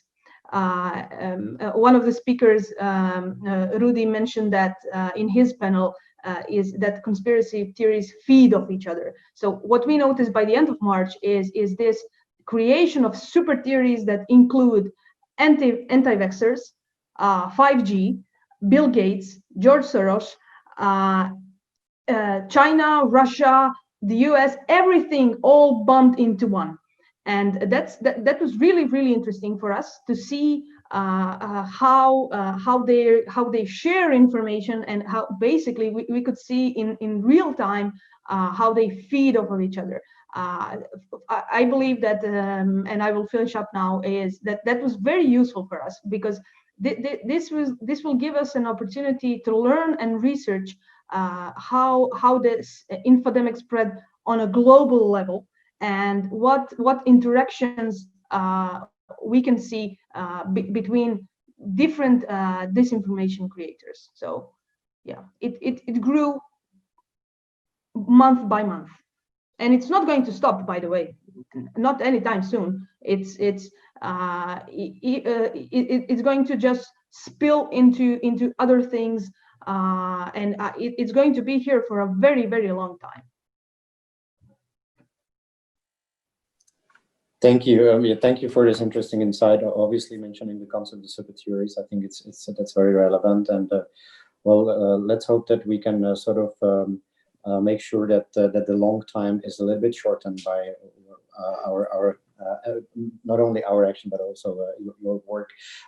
If you allow, I would have a short question, unless there is someone else who wants to intervene, to Maximilian. Regarding the industry, we are obviously talking about a lot of new technologies being available, artificial intelligence, very high power computing, etc., etc.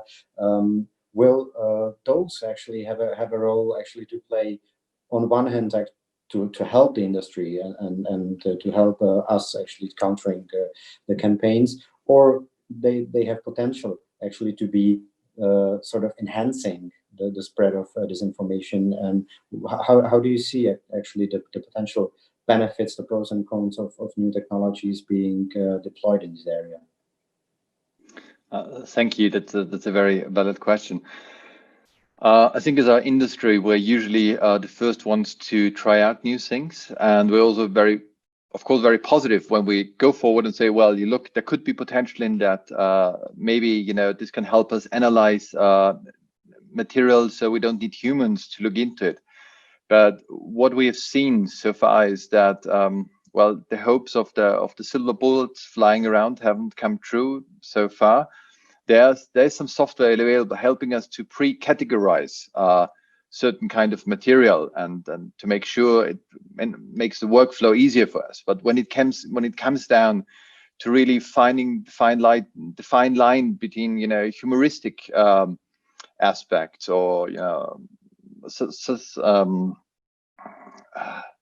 really evaluating if this should be acceptable. Is it still an opinion someone can have, or is it going just a bit too far? We still rely on humans. And I think it's also very important to keep in mind that, so to speak, the other side exactly knows how far they can go. So if it were just black and white, I guess we would have software doing that, and it would also be quicker, etc., more cost efficient, and we like stuff like this. But for now, I'm afraid we have to say we are extremely grateful for a reason for the people like Anna or Julian who are out there helping us, flagging material which we think is inappropriate and which should be taken down, and also people who are telling, well, multiple people like teachers, also kids, be careful and be careful what you see, because it mutates so quickly that it's very difficult to follow up. And maybe just one last point, there are things called trusted flagging partnerships. They've got different names for different companies. And what this is that if we see, for example, there's an entity, there's an NGO, and we're getting 100 reports from them, and actually 98 of them are splendid, they're superb, and we say, well, of course we follow them. They might get a different treatment than someone who is just reporting something for the first time. Or we have an NGO and we say 80% of what they're sending in, unfortunately, we can't agree on. So when we see there's a high quality source for us, we are trying to make sure there are processes in place that when they are reporting to us, they don't have to go through 7 loops, so to speak, but only through 5 loops or 3 loops. So that's also something we as EuroISP are very actively looking into, trying to share this best practice. And we're working on, in the light of the DSA, on our consensus principles for intermediate liability. And that's one of the things we are keeping in focus, because it's the human factor which helps us move forward. Thank you. Thank you for clarifying that. I think it's indeed an important point you made in the end about not forgetting the human factor in the end. I would have one last question, unless there's someone else wants to intervene. To Julien, you mentioned the quite high efficiency of training of teachers, which I think is a very important point you made in your intervention. I mean, my question would be, obviously, by training a teacher, you sort of build up let's say, a general competencies of teachers being able to helping young people diversifying their sources of information, etc.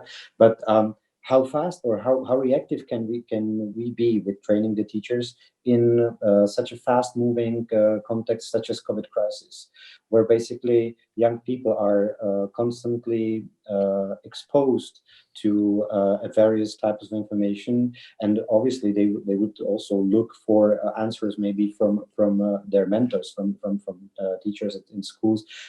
Is there possibility actually to be reactive and provide teachers with relevant competencies even during the crisis? Anna mentioned that we might be exposed to this for quite a long time. So I think the sooner the competencies is built, maybe the better the result in the end. So can you give us a little bit more insight on this question? Yes, and I could talk about that for a really long time, because teachers are actually an incredibly interesting animal. They're really difficult to gauge. They vary enormously from civil servants who've been doing the same course brilliantly for 40 years but cannot be moved from their curriculum, to very young ones who are very dynamic. What we have found is that, so the way we work is we work with the children. That's our official audience, and indirectly we get at the teachers. We get invited into classrooms sometimes only because the teachers need a break because it's a very stressful environment. They want to sit back and just let somebody else take over for a while. But that actually helps to trigger their interest. We found now in Corona times that the teachers are particularly interested. Yes, they're overwhelmed. Yes, they are overwhelmed, particularly in this strange hybrid return to school time. And nonetheless, they are asking us to come. And what we do, actually, we call this a tandem program, is we think that the way to do it is actually to do it gradually. You can't get a teacher to take a one-day course and be done with it. This has got to be a gradual, because they do that all the time, there's got to be a gradual getting to know, just like us, we've got to learn how to fact check, I've got to learn how to do a reverse image search, to see whether the shark was really swimming down, Venice or something like that. But, this is slow. Teachers also are not necessarily naturally inclined to say, I don't know. That's not their job. It's actually their job to know. And actually to retrain them, you have to really think about things in terms of group work, either having them work together in groups and learn together, or learn together with the students. And that's what we're currently in a hybrid phase. We had planned to do a very specific tandem program and start that this year between journalists and groups of teachers so that they could work in groups together long-term, accompanying them and eventually letting them go and doing it. And at the moment, we're doing it far more through our Corona format, which is actually various, quite a lengthy 1 to 3 week process where the kids have to work quite hard on various fakes and discover whether they're real or not. And the teachers, just by marking them, actually learn quite a lot. So it's a really long, I'm sorry not to be able to answer it more shortly. It's a difficult process, but it can really yield an awful lot of benefits. And once they've got it, they're really pleased. Because they do worry, we have 80% of teachers saying, we worry about this, we know it's an issue, and 40% of teachers saying, we have addressed this in the classroom, and that's a problem. It's something that can be done, and this is actually something that, that can be a real win also, country by country. It's got to be done country by country, and in other countries, it's got to be done region by region, like Germany, for instance. But it can be a real thing that, results are really possible there if you do it intelligently. Yeah, thank you. If you don't mind, I would just like to underline something that I've noticed is sometimes when we talk about disinformation and misinformation, we focus a lot on our approach, being very rational. But I believe that we do need to work more on empathy. We need to understand more why people believe in certain things.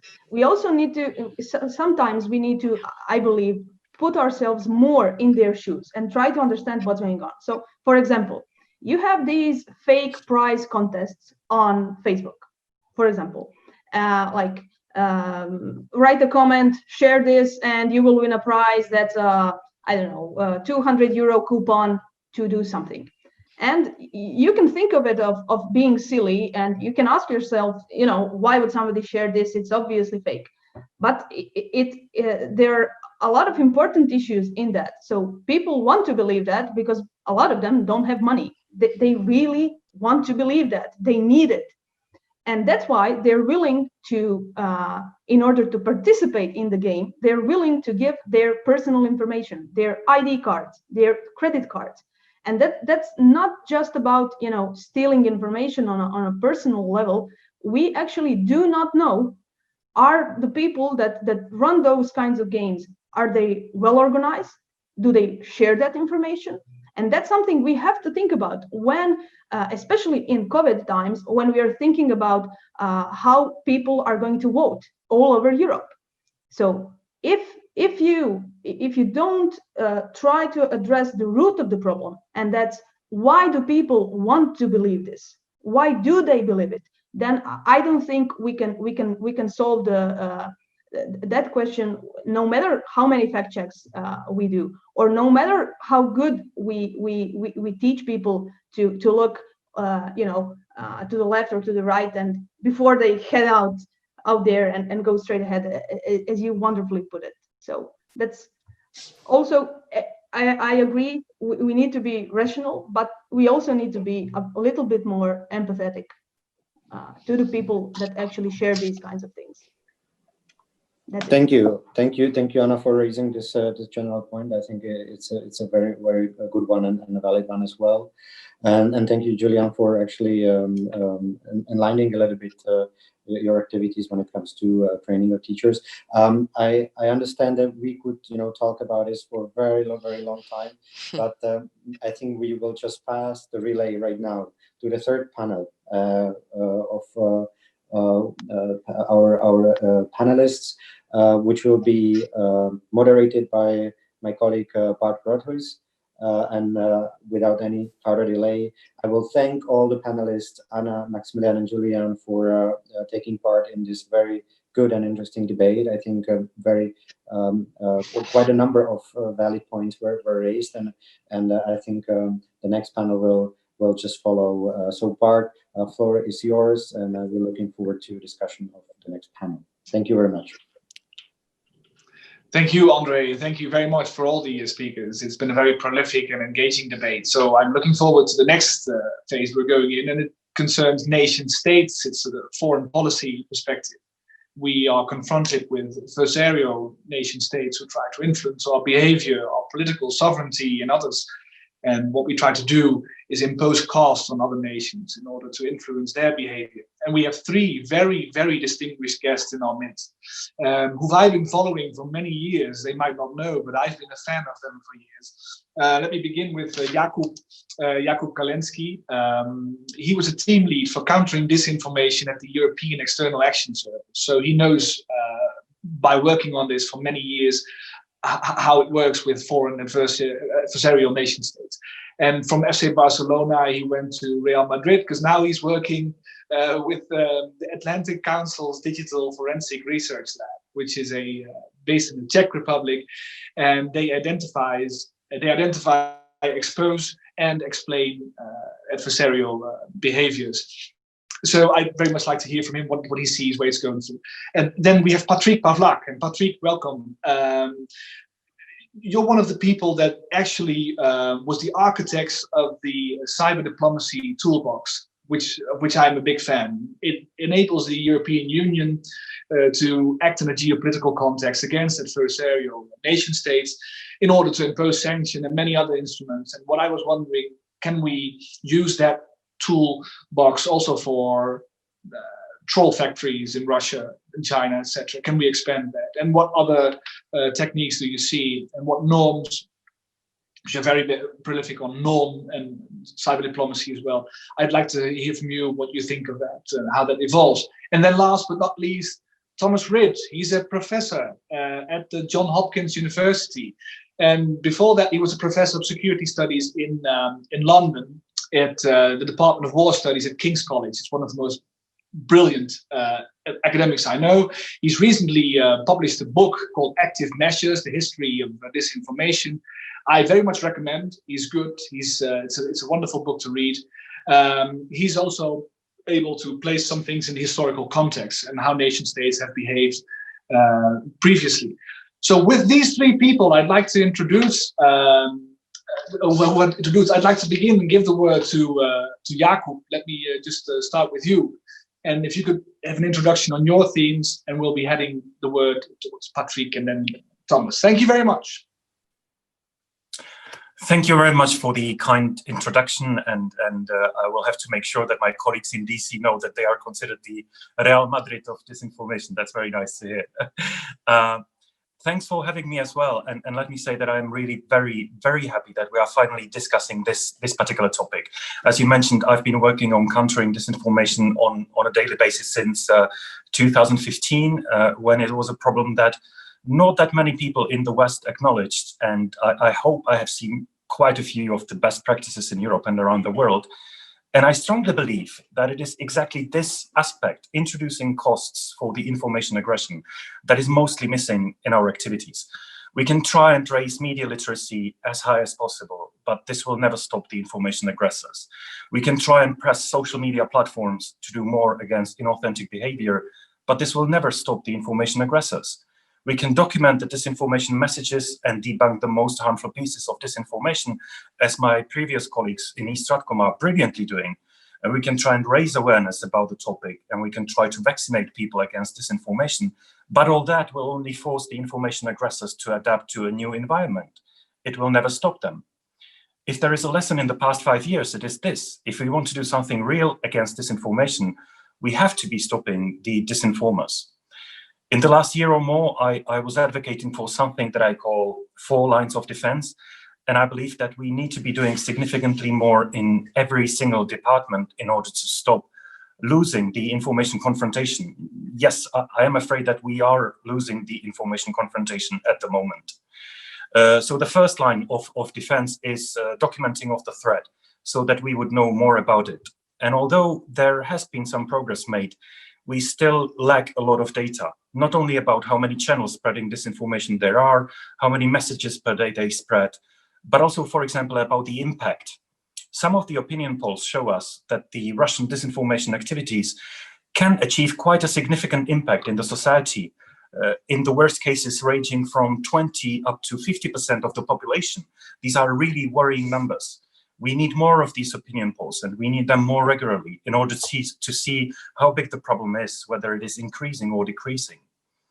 The second line of defense would be raising awareness about the threat.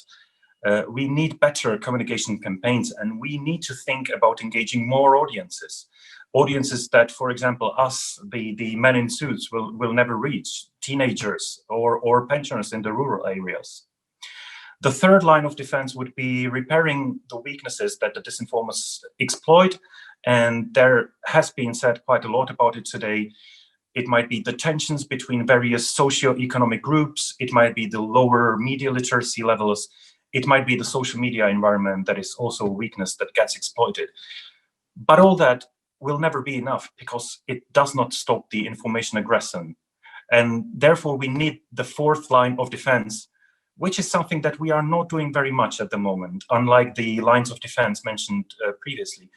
And that's stopping the aggressor, punishing him for his aggression, making it more costly, which will also deter other potential aggressors.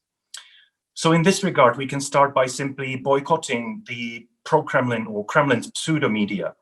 The so-called journalists of Russian state media openly declare that they are in an information war with us in the West. They openly state that Russia Today and Sputnik are something like their Ministry of Defense in the information space. They openly say that persuading people with their propaganda is cheaper than killing people. The top Russian journalist, Dmitry Kiselyov, said that his job is a cheaper alternative to killing people. They cannot be more clear about the military mission they have. Every person engaging with these pseudo-media, every politician answering their question, everybody who is treating them like any other media outlet, these people are helping the Kremlin's information war. Therefore, I find really worrying the recent decision of Reuters to partner up with the Russian news agency TASS, which, by the way, stands for Telegraph Agency of the Soviet Union. They are still called after this dictatorship. Apart from boycotting, we could be also sanctioning the disinformers. Currently, there is only one person from among the pseudo-journalists on the sanctions list of the European Union, and that's the already mentioned Dmitry Kiselyov, the chief Russian propagandist, the man who says that Russia can turn the US into a pile of radioactive ashes, or that gay people shouldn't be allowed to donate blood and that their organs should be burned and can't be donated. So this person is on the EU sanctions list for his role in the annexation of Crimea. But right on the same channel, just right before Dmitry Kiselyov's show, there is Vladimir Solovyov. He uses his show to spread the same kind of hatred against Westerners and other nations. In his show, he and his guests regularly deny the right of Ukraine to exist. They accuse Poland of starting World War II. They claim that the European countries are run by the US, or that we are becoming more Nazi and fascist, that Europe plans a new Barbarossa plan to invade Russia, that white helmets organize chemical attacks against Syria. And after this hate-spreading show, he sits on the plane, flies to Italy, and he enjoys his villa at Lago di Como. How is that possible? We not only don't do anything against such a violent propagandist, we even welcome his money earned by lying about us.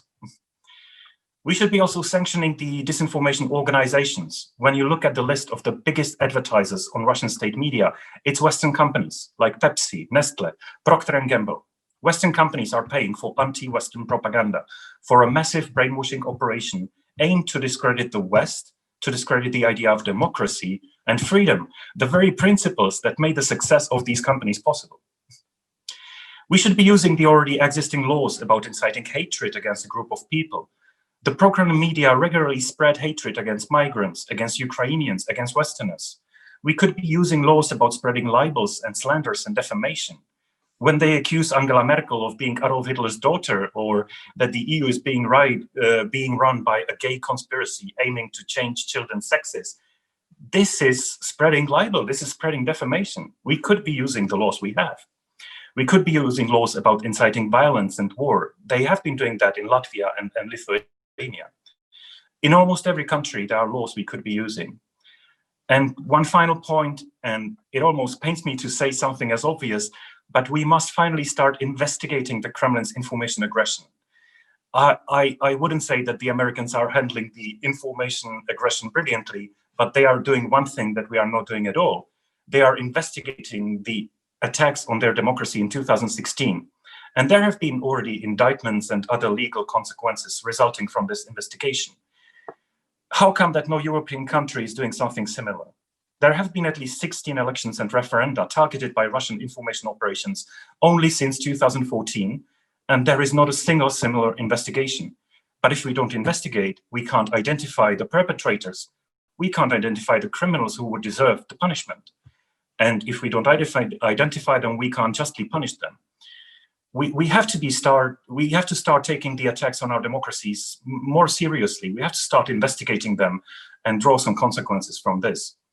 So I believe there is actually much more we could be doing in this regard, in this introducing the costs for the aggressors. And I believe that some of the measures could maybe not solve the problem, but hopefully significantly improve our position in this struggle. And I think that we actually know that we should be doing this. I think all we miss is the political will for this. So therefore, once again, I am really happy that we are having this discussion with the MEPs, and I will be happy to answer the questions after. Well, for all the viewers, you know now why I invited Jakub. He's very prolific on this subject, and I usually invite people I disagree with, but I agree with everything he said. But we will stay in contact even after. But thank you, Jakub. Very much appreciated. We'll be back with you in a minute. I'd like to go to Patrick Pavlak.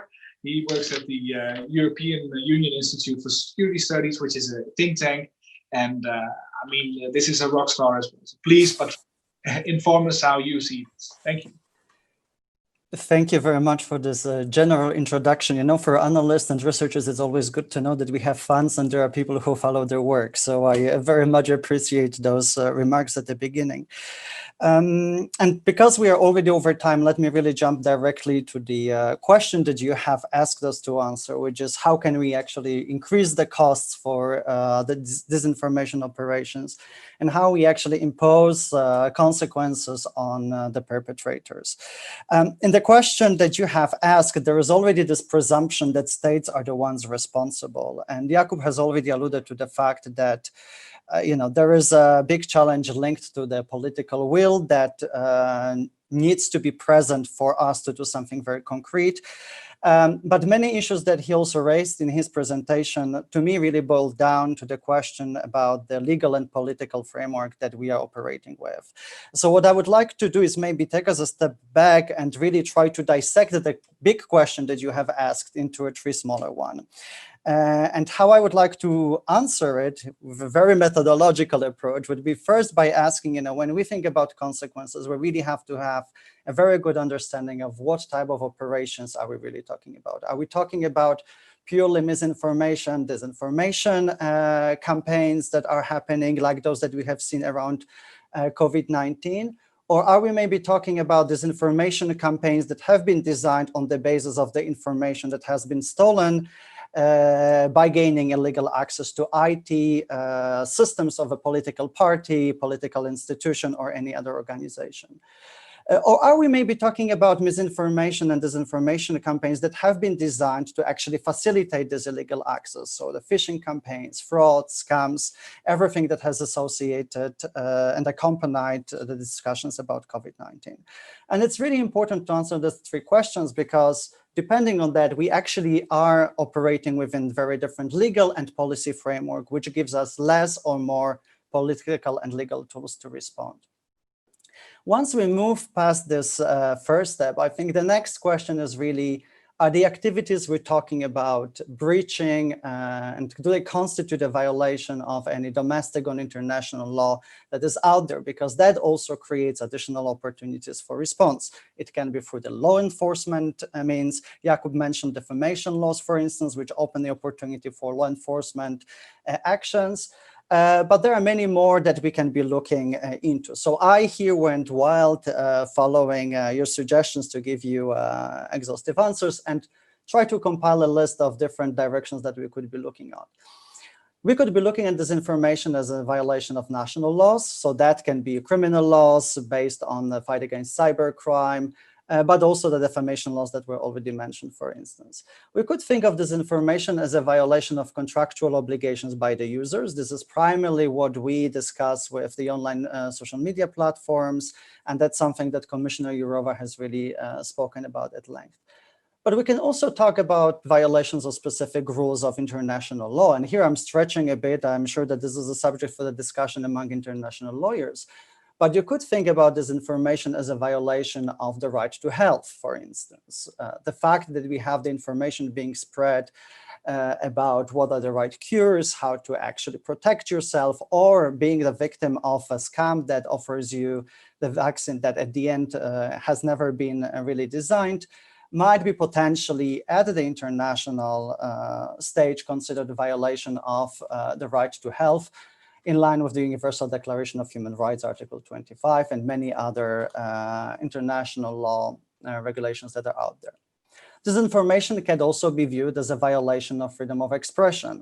Freedom of expression is not only the right to say what you want, but it's also my right to receive the right information. We had this debate in 2019 around the European elections, where actually the parliament really engaged in the discussion about fair elections, right? So access to verified factual information is something that we consider to be our right. And that, again, is reflected in Article 19 of the Universal Declaration on Human Rights. But you could also look at disinformation as a violation of good relations among states. You could also look at it as a violation of a principle of non-intervention, which is in Article 2 of the UN Charter. So all this to say that depending really of how you define the problem, you can be looking for answers in many different directions.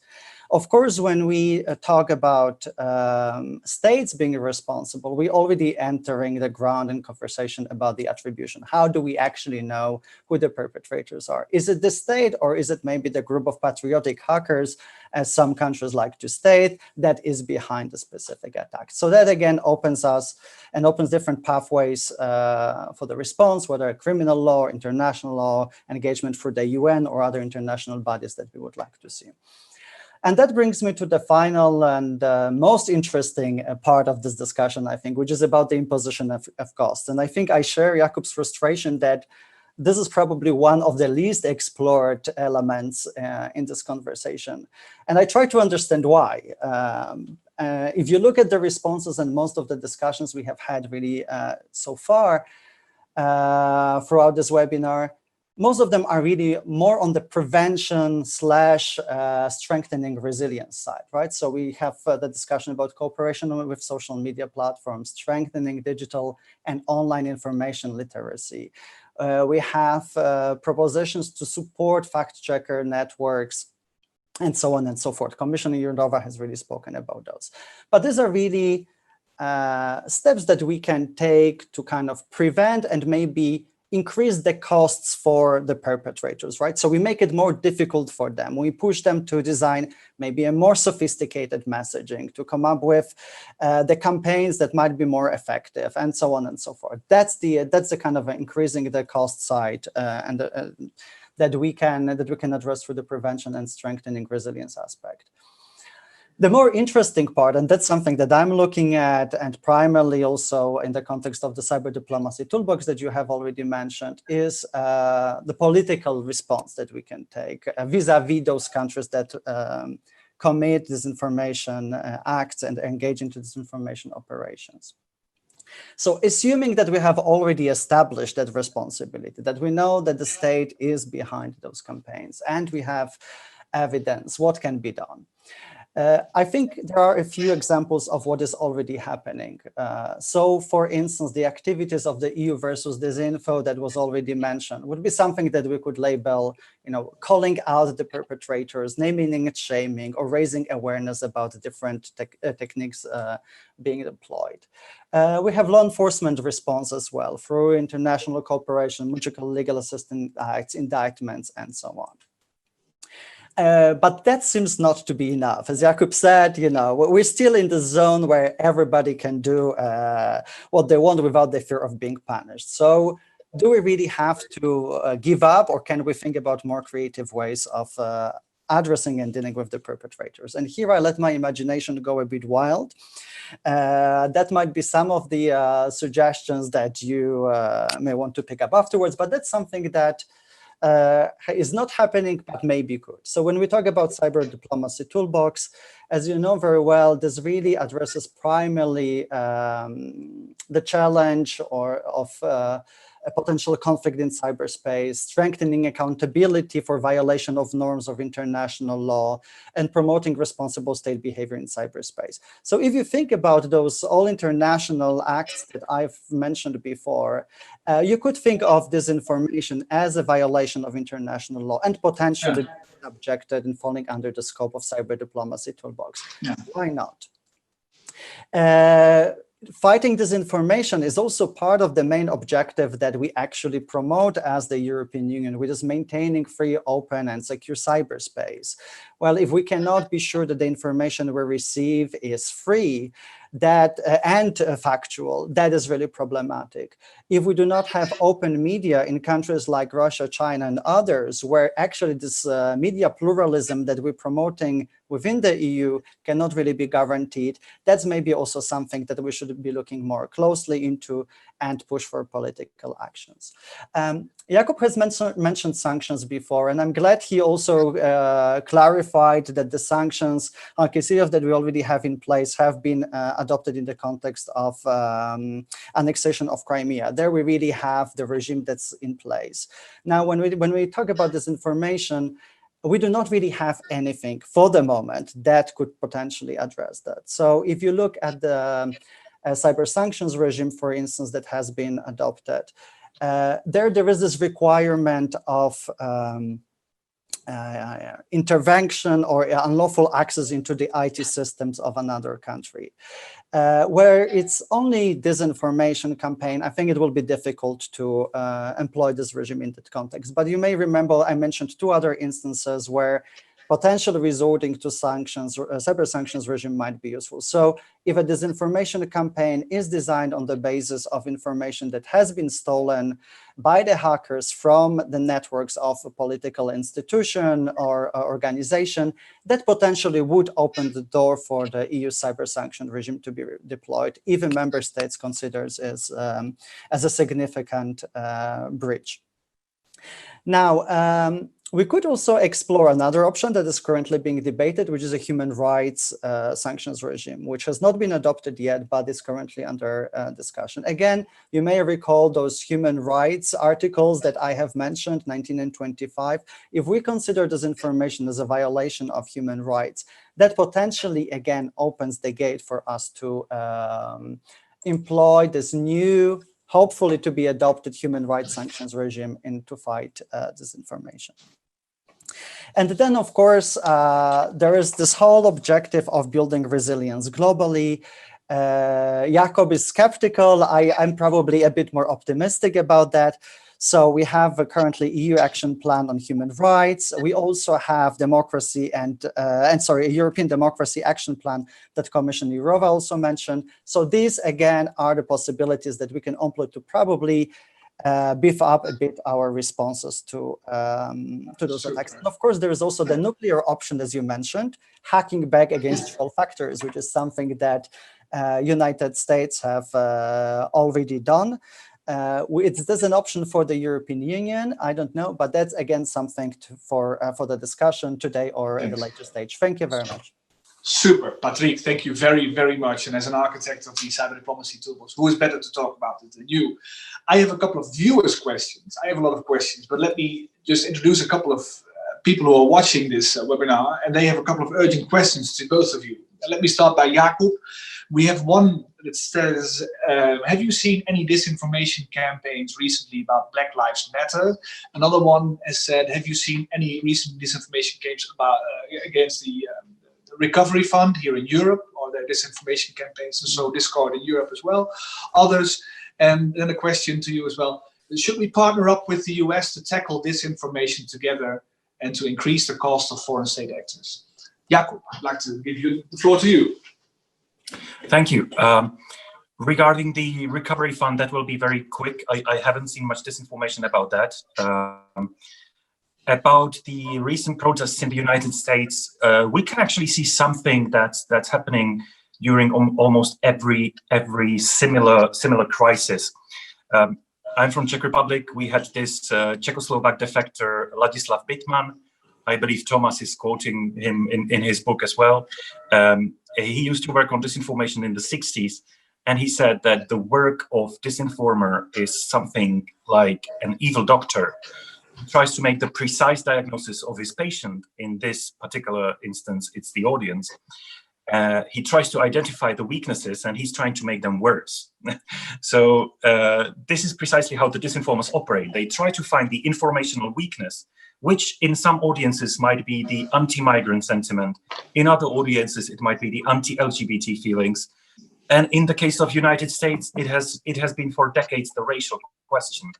And they are trying to make it worse. So that's not to say that they have kind of created the protest, not at all, no. But they are definitely happy to fuel it, and they are definitely happy to abuse the emotions. But to be perfectly frank, I haven't seen a lot of kind of coordinated activity that we could attribute to the Russian state actors, to be completely clear. We can see that the Russian state media are kind of mocking the US for the response. They are kind of happy to see that the US is in turmoil, but I wouldn't say that we see some massive inauthentic operation. Regarding the cooperation with the US, I would be only happy if we saw more of that. I do understand the problems. I do understand who's sitting in the White House. I do understand that some people do not make it really easy, but I believe that there is a lot of goodwill in the government. I know personally quite a few people in the State Department who want to work on this topic and who would love to cooperate with the European Union. My experience rather is that it was rather on our side of the Atlantic where we were a little bit more reluctant to cooperate with the United States. So that was my experience, in fact. I do think that democratic states should be working on this together. I think, for example, the reaction to the case of Skripal has shown that a strong response coming from the democratic world can send a very strong message. And I think we should be using this much more often. We have had these cases in Europe, where in Germany, the hacking of Bundestag, or the murder of Hangoshvili on the streets of Berlin, the hacking of the OPCW in the Netherlands. We see that the information aggressors are really using the same playbook in many countries. And I think we could be building some more robust response of the democratic states, where I do believe that the United States would be willing to help. Thank you very much again, Jakub. We have one last question for Patrick, and then we'll be wrapping up again. It's too fast, but one last question. So you're an expert also in cyber norms. What is normal behavior? COVID-19 was catalyzing. It was catalyzing that debate. What is it normal to hack a hospital while in a big health crisis? And should we not just prosecute these hackers just for computer offenses, but also for death or manslaughter or otherwise titles? So how do we, what norms are there internationally for states to behave themselves in the disinformation, information domain? That's a great question. So I think it's important really to understand that in the international environment, we're not really operating in any legal or policy vacuum. There are legal instruments and policies already in place. And when you ask about norms, I think the particularly useful one, and then the one that has really picked up over the past weeks and months, is the processes within the United Nations. The United Nations has established what's called a group of governmental experts that for several years now has been working on designing norms of responsible behavior in cyberspace. And in 2015, it produced a report that asks the states to actually abstain from attacks against the critical infrastructure. And not only that, it also imposed the obligations of states to ensure that no such attacks are originating from the territory. So if you think about COVID-19 and the potential impact that the disinformation campaigns have on human lives, you could expect that the states will undertake this due diligence principle and will assist countries that are being affected by these disinformation campaigns in order to prevent them. Now, this is, as we hear, unfortunately not happening. So where does that leave us? Well, the problem with UN norms, especially in this context of the group of governmental experts, is that they are of non-binding nature. So states are free to ignore those specific norms. Now, again, this is not to say that we operate in a legal vacuum. Some of those norms overlap with clear provisions of international law that states have already adopted for many international documents. I've already mentioned only one, Universal Declaration of Human Rights, but there are many more. So states are already legally obliged to comply with those obligations.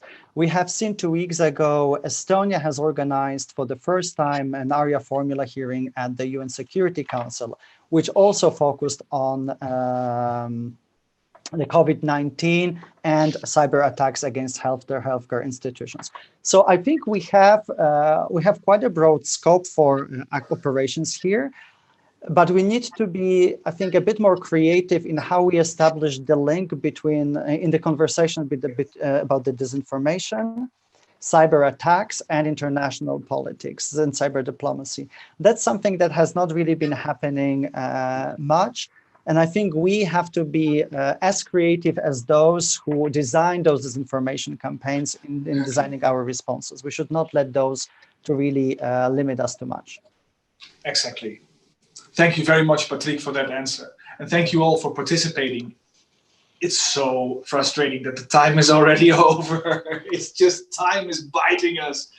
But I'd like to thank you very much. You're such prolific authors. You've been feeding this debate for many years, and now you're feeding the European Parliament and all the viewers. And I'd like to thank you. If I had a bottle of wine, I'd give it to you. We'll make sure you get another wave. We'll express our gratitude in another way. So thank you very much for joining us.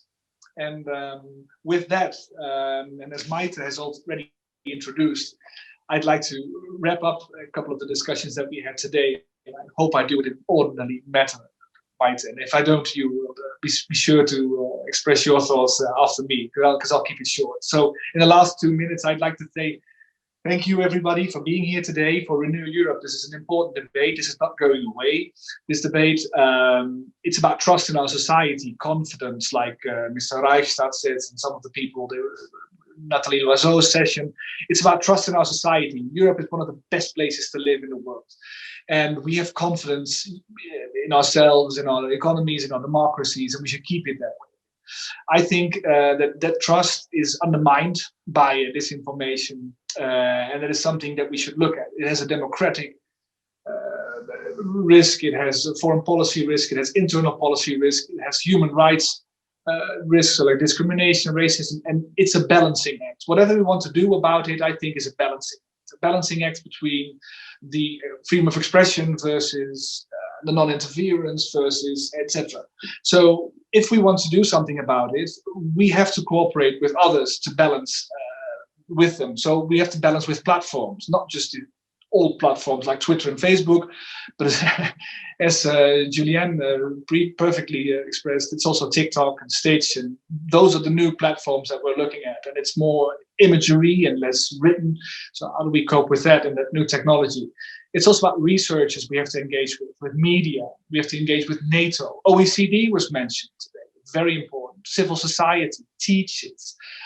Oh, we have a lot to do. We have so much work to do, and we haven't got that in place yet. And what is important right now for Renew Europe is to get that in place. So I'm writing a paper, and I believe Maite is very eager to write a paper, and we'll be pushing this debate forward in the European Parliament so that Europe will be setting a next step, because we're not done. In the context of evolving threats, evolving technology, the potential of foreign states and others of spreading disinformation is only growing, and what I'd like to see is that we put an end to it. It will never end completely, but we have to be resilient, and we have to do something about our adversaries who can't seem to be stopping. So thank you very much for anyone here today, and I'd like to express our gratitude to the staff who has actually done a terrific job in getting everyone here. It's been very prolific, and I learned a lot. And if there's anything anyone wants to add, please do so now. And then I'll be wrapping up this wonderful webinar. So thank you very much. Enjoy the rest of your day, and we'll be seeing each other in another format. Thank you. Thank you.